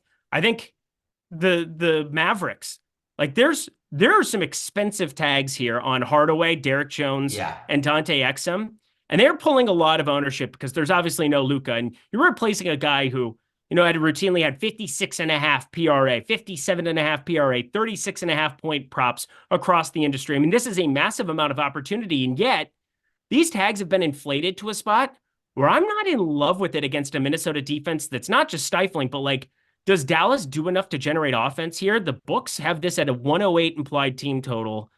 I'm finding myself below the field on them. How are you handling the Mavericks here at pretty much, right around 20 to 25% on all of these main guys? If they were cheaper here, I would love them just from a tournament aspect, but they're not, and they're also getting ownership. I hated them last week when they were chalk against Houston because, like you just said, they do not have creators on this team. The one guy is Jaden Hardy. If he's not playing well, it all goes downhill. So he's my favorite again here, even at 5,300. Tim Hardaway is the second guy, but he is not much of a creator, and he's also kind of expensive. So if you're playing Hardy, I understand why you would also play Hardaway because they kind of correlate together if Dallas is playing well. I struggle to get to anyone else, to be honest. I don't understand the Derek Jones love at all. He's a guy that needs Kyrie and or Luka in for easy dunks, rebounds. He is not a creator at all. So no interest there. I don't think I'm going to play anyone from Dallas just because of what you said. Minnesota is a really, really tough matchup, and they're not dirt cheap. So give me the Portland guys over Dallas all day. I'll have a little bit of Derek Lively, it would appear, in my lineups, but that's about it. 5,500 at the center spot gives you a little bit of a different look off of Doo-Wop and off of Andre Drummond. And right now, I have more Drummond than I have of Reith, purely because I think there's ways that Reith doesn't play blowout run, or he gets to 24 minutes and doesn't completely slam dunk it, and you want to get to some raw points. And Derek Lively, well, he can be lively from time to time for sure. He won't get the easy pick and roll putbacks. He won't get a lot of that freebie stuff that he's been getting with Luka running the point, but there's still enough meat on the bone at 5,500 where I think at a 0.95 fantasy point per minute guy, I'm willing to take this shot. I think he's going to be right around a fantasy point per minute guy the rest of this season as he's gotten acclimated. And I think, 5,500 is at least doable there. But yeah, Dallas, don't forget Josh Green is back too. So it really dilutes this even further. He had his first game back in over 3 weeks there against Cleveland yesterday, 21 minutes. And if he's just going to be playing 20, 22 minutes here again, that dilutes it even more, where Jaden Hardy doesn't have nearly the utility at 5,300. I don't even know who gets the blowout run here in this spot. So, it gets really, really uncomfortable with anything from Dallas. But anything you want to talk about with them further? Because again, Jaden Hardy That is a really low owned piece that can work out for you, but I'm having a tough time landing on it myself. Yeah, if I'm right now, I'm kind of planning my lineup as if Halliburton's going to be out. But if he ends up being in, then I really could end up seeing myself on Hardy. He's more expensive than McConnell, and I like McConnell much more, like if both of them were out. But Hardy is like the guy that would keep this game close at all. So he's by far my favorite piece. I want to pivot over to Denver and ask you, we talked about Michael Porter Jr. I've gotten a lot of questions today. I called out Jalen Wilson last night as a guy I liked a lot as like I don't even remember the exotic play and like the super soaker splash play. So the guy I threw Kevin Durant in the chat. I was literally waiting for dinner with my family, and I just I was on my phone hand building out lineups, and you threw his name out there, and I kept just landing on 3K. I needed 3K. And I was like, this is a lot more fun than playing Harry Giles, who once upon a time Harry Giles cost me 250K in like one of the main DK tournaments where he ended up getting hurt or something ridiculous happened, and he could have came back and he's like, nah, I think I'm good. So I have a little something against Harry Giles, that's for sure. Well, so do I, because I played him over Wilson last night. I actually also played Kevin Durant. Imagine not cashing one lineup, playing a 3% owned Kevin Durant. That was my guy yesterday. Fantasy points. So that was my story last night. So going back to what I was saying, the guy I like here is Peyton Watson. I know he's not like a monster fantasy producer, and they're not going to ask him to do a ton with Murray and Jokic. But I like what I've seen from this guy. He's coming in with nice leverage in our tools, 3,900. I like him as a low-owned value sleeper. Hey, I absolutely love it. I'm obsessed with it. And he was going to be the nuke of the night, but now he's not going to be. Wow. Jordan Klein, go to the pre-contest simulator, please. That would be awesome. First of all, the Sims tool here at Stochastic is as good as it gets here. We have simulated ROI, projected fantasy points, everything you know and love here immediately. But I just want you to run a quick set here as we're talking through this specifically. But one of the things that really took me back as I was starting my process this afternoon, and obviously there was a lot of news, and we're going to have more news that comes in here where Halliburton could get opened up here as well. Or sorry, not Halliburton, but TJ McConnell could get opened up if there ends up being no Tyrese Halliburton. But my first, second, third, fourth, and fifth highest ROI, simulated ROI lineups all had Peyton Watson. And so it kind of got me thinking earlier, but as the show was going on, I was like, what do I do with this spot? Now, there's certain guys of cheap chalk here. Well, not chalk at the moment. RJ Hampton, somebody that I find to be contrarian at 3,400 I like to get to. But I started piecing it together, and I was like, man, Peyton Watson, he's really popping in our projections, even though he's a guy that, is only projected for around 20 fantasy points here, 3,800. But they're 8.5-point favorites, and he can play some backup, like not necessarily 5, but like that's kind of what his role has been. They really don't want DeAndre Jordan out on the floor. So they go to these small ball lineups where Peyton Watson is the pseudo 5. And I think there is some major smash equity here for Peyton Watson at 16.5%. I think that's still a little bit low on this slate. And it's a 9 p.m. Eastern time, 6 p.m. Pacific time to really get to a piece that's under 4K that could turn into not Spurs pieces, but Portland pieces that could turn into Charlotte pieces, and he's sitting at the identical number as Cody Martin. And for me, that's a big thing. It gives me extra time to be able to anticipate Brandon Miller, what happens with him. So the 3,800 tag really caught me by surprise, and I can turn that into some shares of Cody Martin. But like Peyton Watson, it's not even that I just want to land on him exclusively, but he gives me more late swap ability too. Does that make sense? 100%. I'm with that. And here's my other thing about Peyton Watson. I'm going to bring it back to a couple months ago. We were talking about Marcus Sasser, like when he had only played a couple games. I mentioned part of the reason I liked him, whatever slate that was there was some unknown with him. Like we didn't know, and we still don't really know who he is. He happened to spike for that 1 week. But like when I think about Peyton Watson versus RJ Hampton, we know who RJ Hampton is. Like he's sure he could outscore Watson tonight, but we know exactly who RJ Hampton is. We don't really know who Peyton Watson is. Like maybe he's a guy that can produce, some decent fantasy points if given run. So willing to take a shot on him at an under 4K price point.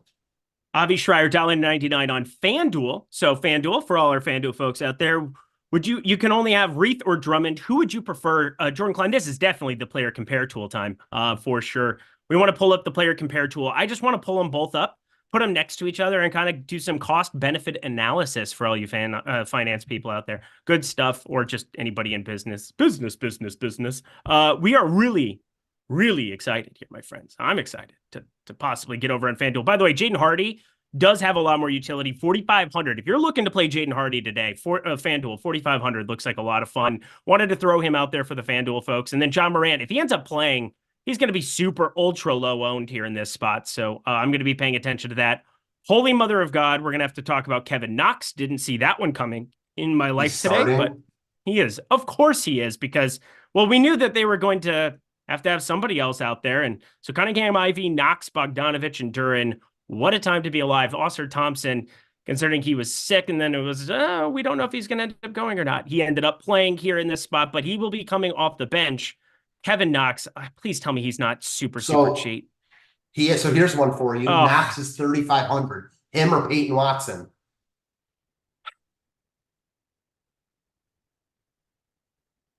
I hate it here.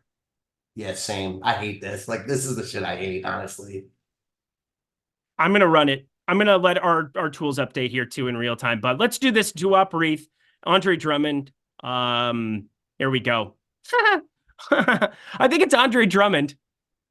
Just look at this. 98.8% head-to-head here in terms of where you should be going. And 8,900, Andre Drummond has way more utility here in our projections than Duop Reef. I'm surprised it's that much, but numbers don't lie, friends. Andre Drummond, even at 8,900 on FanDuel, somebody you should be getting to in your lineups. What a time to be alive, Matt Belman. Yeah, it's pretty crazy. Although that said, like, Drummond smashes FanDuel scoring with his blocks and all that. He also gets a ton of steals. Like, he is one of the best fantasy producers we've ever seen. Aside from like the top end players like Luka, LeBron, Jokic, like those guys have the ball in their hands so much that obviously they're going to produce. Drummond might be like the best producer of non-elite guys we've ever seen. Yep.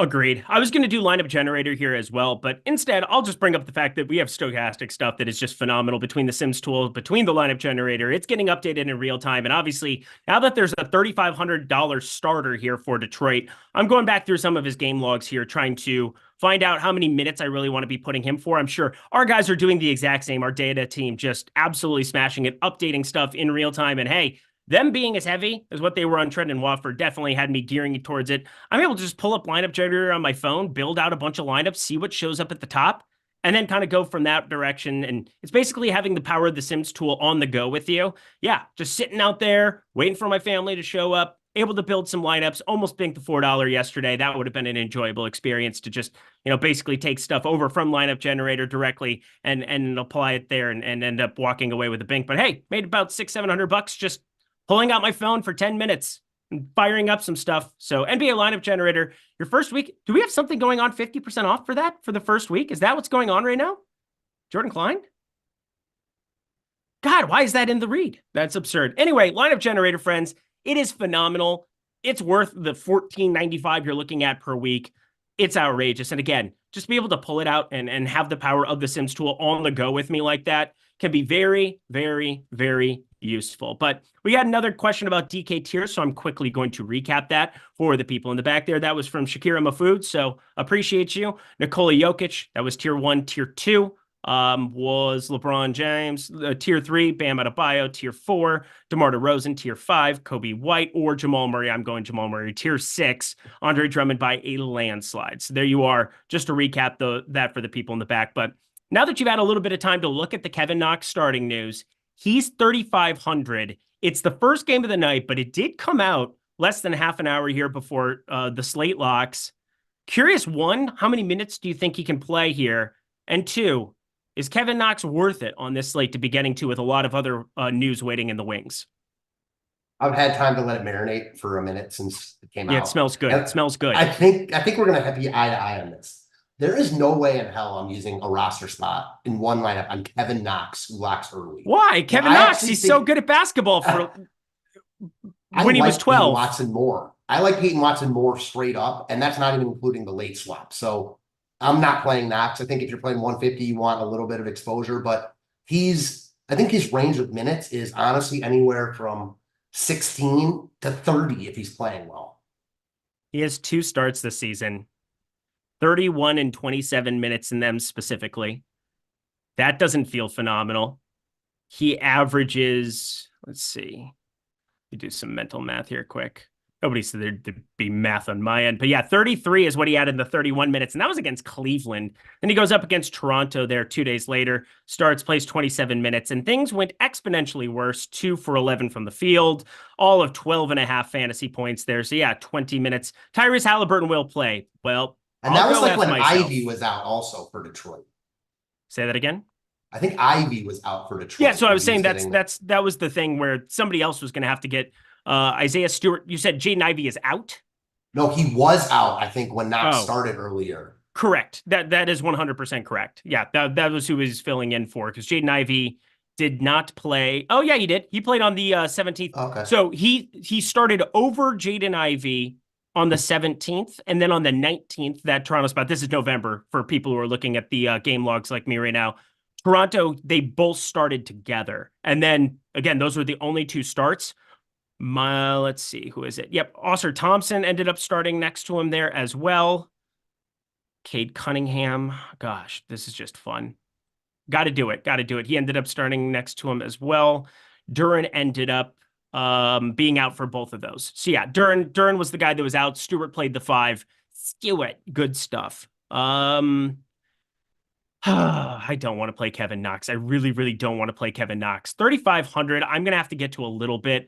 I'm building more lineups than normal here tonight. It's a little bit uncomfortable, but I think I'm going to let our stuff run a little bit more here as well. This is just brutality, though. No doubt about it. He is so bad from a fantasy point per minute and like real life perspective. 0.73 fantasy points per minute on DK here.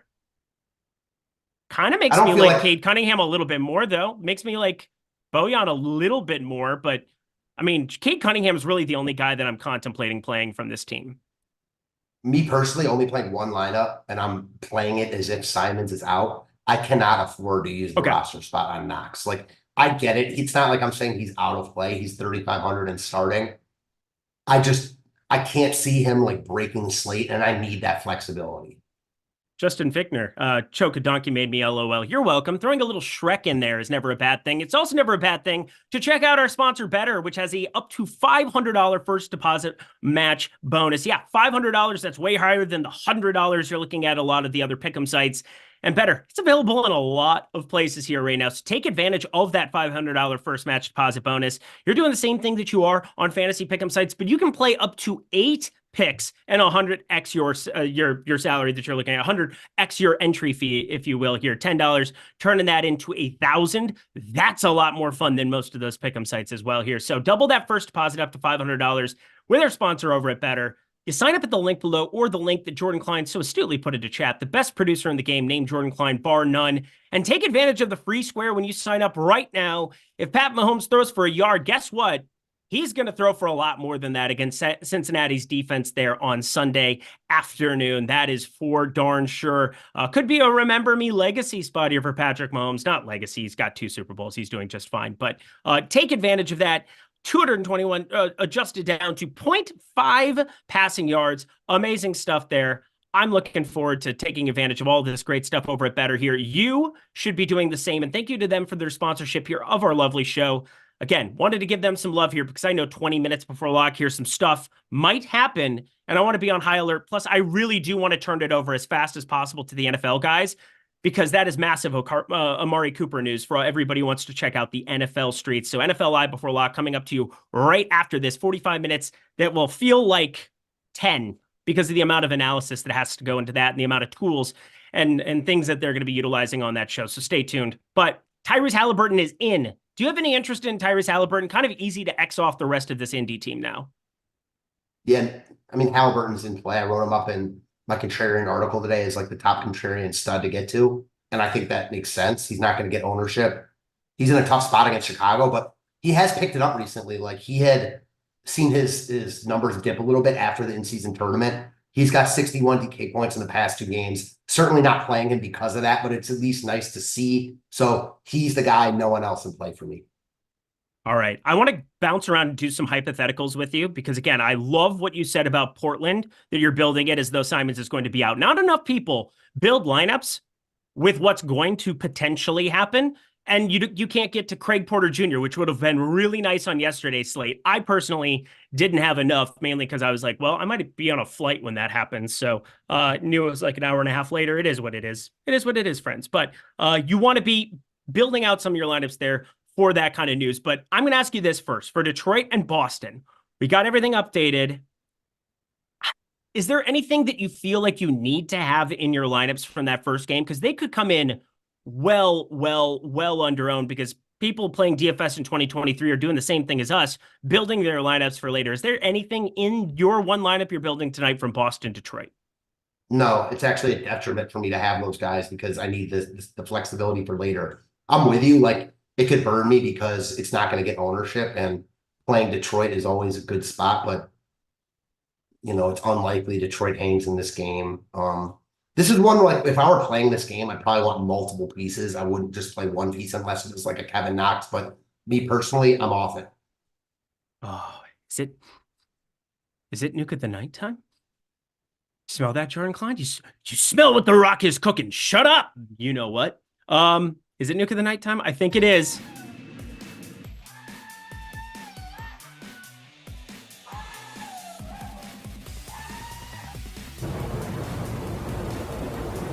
Nuke of the night. Let's go, my friends. I'm going to let Matt start with this one. I don't know. I heard, what was it called yesterday that somebody came up with your moniker of what it's going to be? It's not lotion play of the night. That's embarrassing for me. It's not exotic play of the night. That's people being really mean to me. But Matt Belman, what is your... I can't remember what it was, but it was something like Super Soaker, something Super to that Soaker? effect. Super Soaker 2000 of the night. I'm here for that. Those things were fire back in the day. I loved I almost said splashing dudes in the face. And then I just realized what I was going to say. Matt Belman, go ahead. Your Super Soaker of the night. Well, we've talked a bunch about how I think Simons is going to sit, and I'm planning as if that's the case. Give me Scoot Henderson at 5K. Starting to play better, has already talked about that he thinks he's still in the running for Rookie of the Year. I mean, what better spot to show up than against Wemby? So give me Scoot Henderson as the Super Soaker Blast play of the night. He's only like 20 injuries away from winning Rookie of the Year like he said he was going to do like yesterday. Which at least he thinks he's in the race. Yeah, that's adorable. I talked about it earlier. Peyton Watson. I think the salaries just... Jordan Klein, why the tinker? Why? I'm here with a professional in Matt Belman, not a short god complex individual like Greg Ehrenberg. Anywho, the people I'm with right now in Florida, aka my family, would not be calling me professional, so it's okay. Well, I just did. You make the monies. We trust you. You make the monies. But anyway, $3,800. He could very well turn into Cody Martin. And I think just having that exact build in is so useful on this slate. So I gave him even a little bit of an ROI boost after the fact, even though before I did the ROI boost, Peyton Watson was showing up in so much of my stuff, was already looking decent. And I will still have a little bit, but just to be able to react to the Brandon Miller news, hoping that comes out much, much later, like in fact, right before that Denver-Memphis game, I think an extra hour and a half or hour and 45 minutes of utility from the time when this slate opens until that news, I think that's helpful. So I'm going to be getting to a lot of Peyton Watson as a result. He's the nuke of the night with an asterisk because I would make it Cody Martin if we knew that Brandon Miller was out. So hopefully that helps everybody here on today's slate. Think it's just one of those very obvious things. And then Duop, we 3,800. Like, you look at the $3,800 plays, and they're just awesome today for me from a tournament perspective. Obviously, Reith is the highest projected and should be. He's the, auto guy, but there's ways in tournaments to get onto that Cody Martin. That feels really, really good. My friends, that was the nuke of the night. Hopefully you guys enjoyed that. Smash the like button, subscribe button. If you guys are hanging out here with us, 14 minutes left, and then we're going to turn it over to NFL Live before lock. That's for sure. But first, Odd Shopper, you got to check them out as well. Odd Shopper, this is something I do a lot of work for over on the YouTubes here. The Odd Shopper YouTube channel covering you guys every single night before breaking down slates. My nights go on until umpteen o'clock every single night, but I love it. I love covering the sports for you there. But now you can jump in the Discord. It used to be $20 just for the Discord to be able to have access to me, Isaiah Suarez, Ben Raza.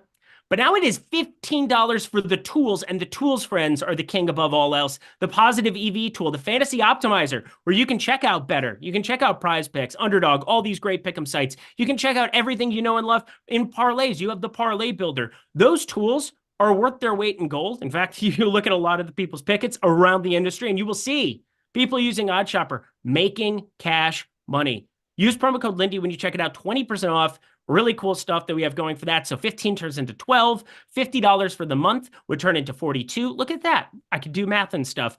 So take advantage of that right now in the link below. Sign up for it if you're looking to get in on the sports betting action. But 13 minutes to go here. I do want to ask, is there somebody contrarian that's lurking in that one lineup of yours? Somebody that you really like that's off the beaten path for today? Yeah, I'm going to say that guy, and then I want to ask you a couple questions about cheaper guys. So Okay. that guy for me right now is LeBron James. Coming off an embarrassing loss to Boston on Christmas. I like LeBron a lot on the spot. He had been playing really well, and I love his positionality, point guard and small forward eligible on DK. He's in those late games, so I can pivot if needed. LeBron's that guy for me right now. And another guy kind of is a pivot to the cheap guys. What's your take on like Jabari Walker versus the Cody Martins and Peyton Watsons of the world? I think it's interesting. It's hard to really figure out what I want to do in a neutral game script with Portland is favored in this spot, right? Which is so wild to say. They ended up playing really, really well against Sacramento, and it kind of just got weird because Jabari Walker came out of the gate hot. 22 minutes, got to be just a complete blowout script, even though De'Aaron Fox was going ballistic.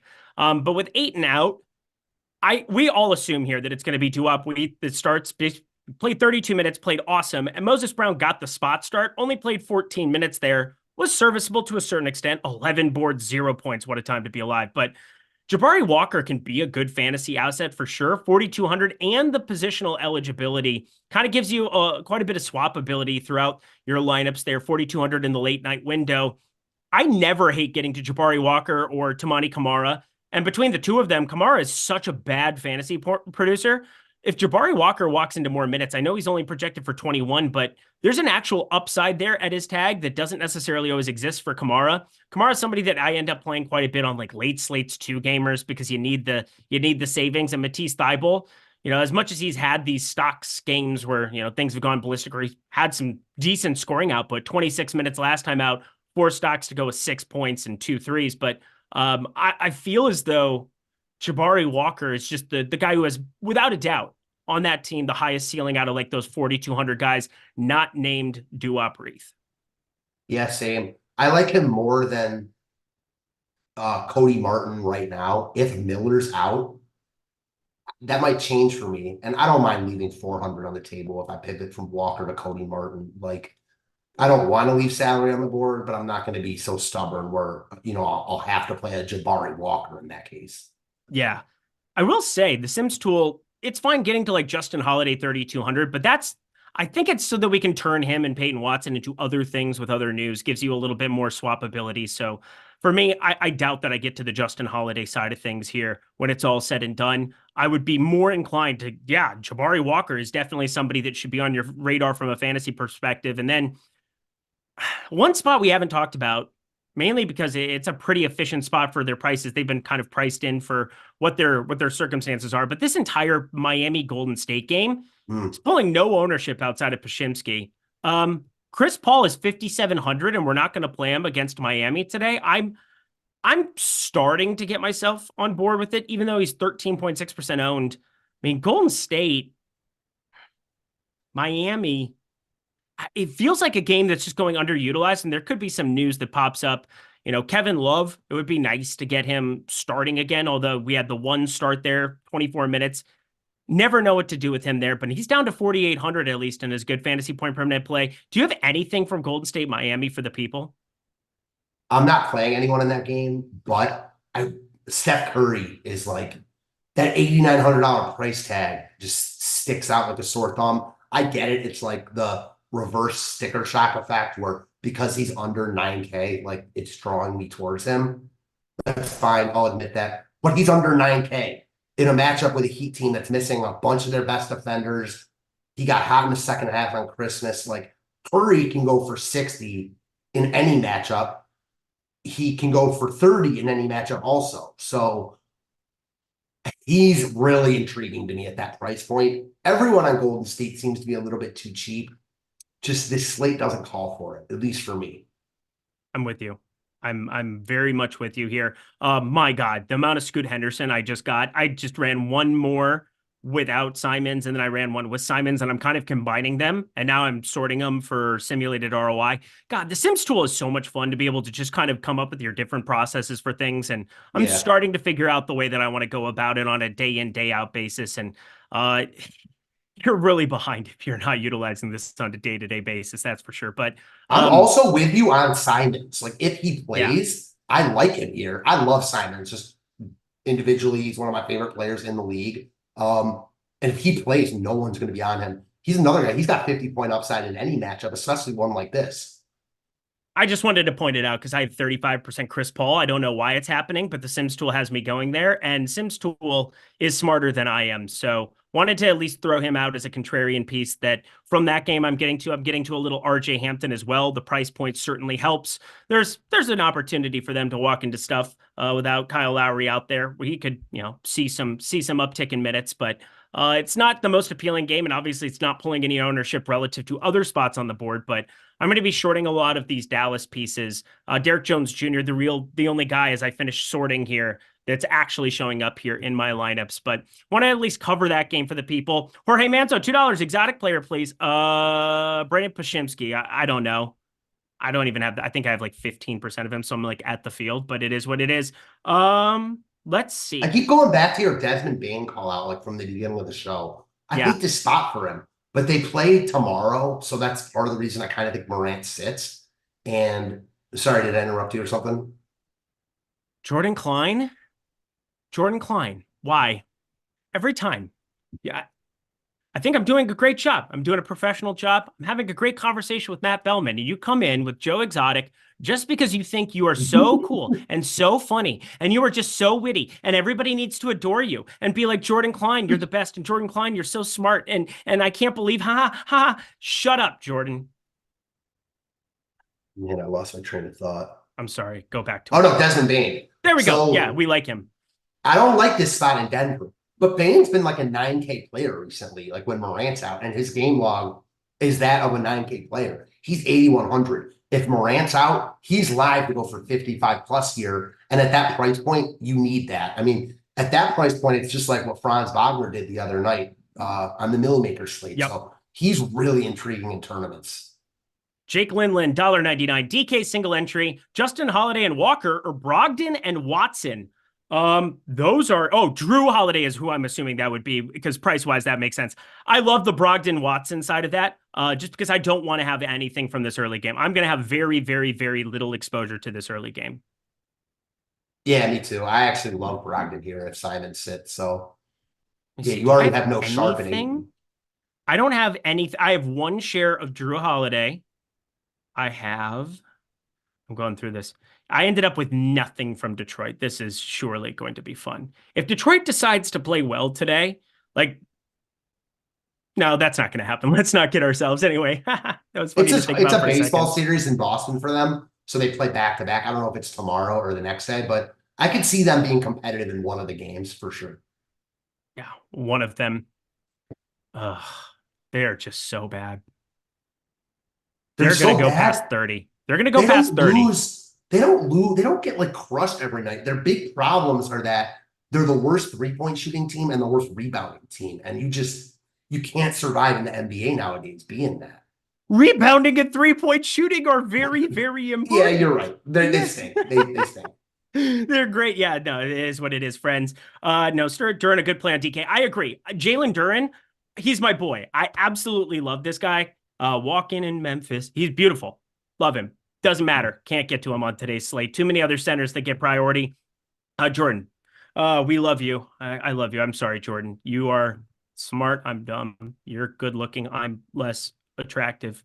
But let's round out the show this way, because I do want to give Live Before Lock NFL a little bit of a buffer so they can really help you out with that Amari Cooper situation, that's for sure.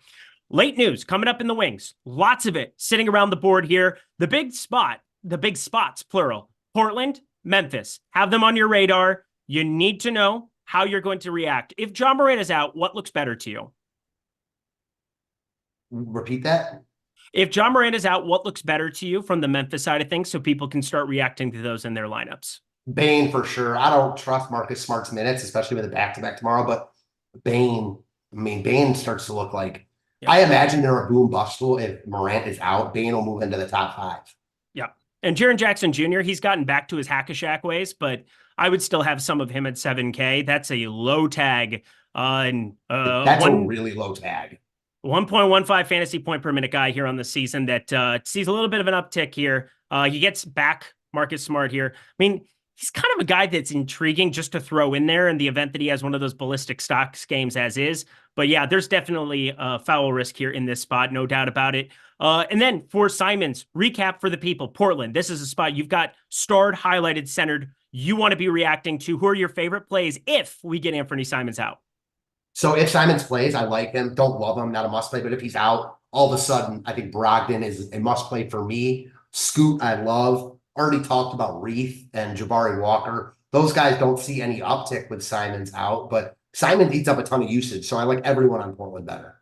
All right, Jordan Klein, pull up the Sims tool here on the way out. James Magruder, $1.99, best play at each position from the Sims. I can tell you, as I'm looking at stuff here in my lineups, I will adjust this down. I had a couple of ROI boost things going up, so I kind of want Jordan Klein to be able to do this by position. If he can pull that up here to log us off, that would be phenomenal here. But as you're looking at it here, looking at our exposures, Duop, Reith, and Andre Drummond at the center position. That's no doubt about it. Justin Holiday, LeBron James here at the small forward position. Derrick Jones Jr., somebody small forward, power forward. Peyton Watson, power forward. A lot of those centers, power forward spots pulling quite a bit of ownership. And then guards, it is spread up all over the lot. But Jamal Murray, somebody that I know the Sims tool is definitely there for. I'm on board with it. Let's get ourselves the heck up out of here. Go follow my guy, Matt Belman, please, at Fantasy Tips Matt. I hope he has a great rest of his trip down in Florida for sure. But any final words for the people as we get out of here? No, that's all I got. It was a great show, man. Fastest hour that I can ever remember being on this show. Like, I don't even know what happened. Again, that's the beauty of NBA DFS. But NFL DFS, massive news. No Amari Cooper for tonight. We got the guys breaking it down here. It's Lofty. It's my guy, Neil Lorfield. Go check them out. Is it not Neil Lorford? It's Neil. Oh, it's Greg and Neil. That's fantastic. Greg Ehrenberg, Neil Lorfield coming up to you right now. Don't go anywhere. Thank you, Matt. Thank you, Jordan. I'm Eric. See you guys next time.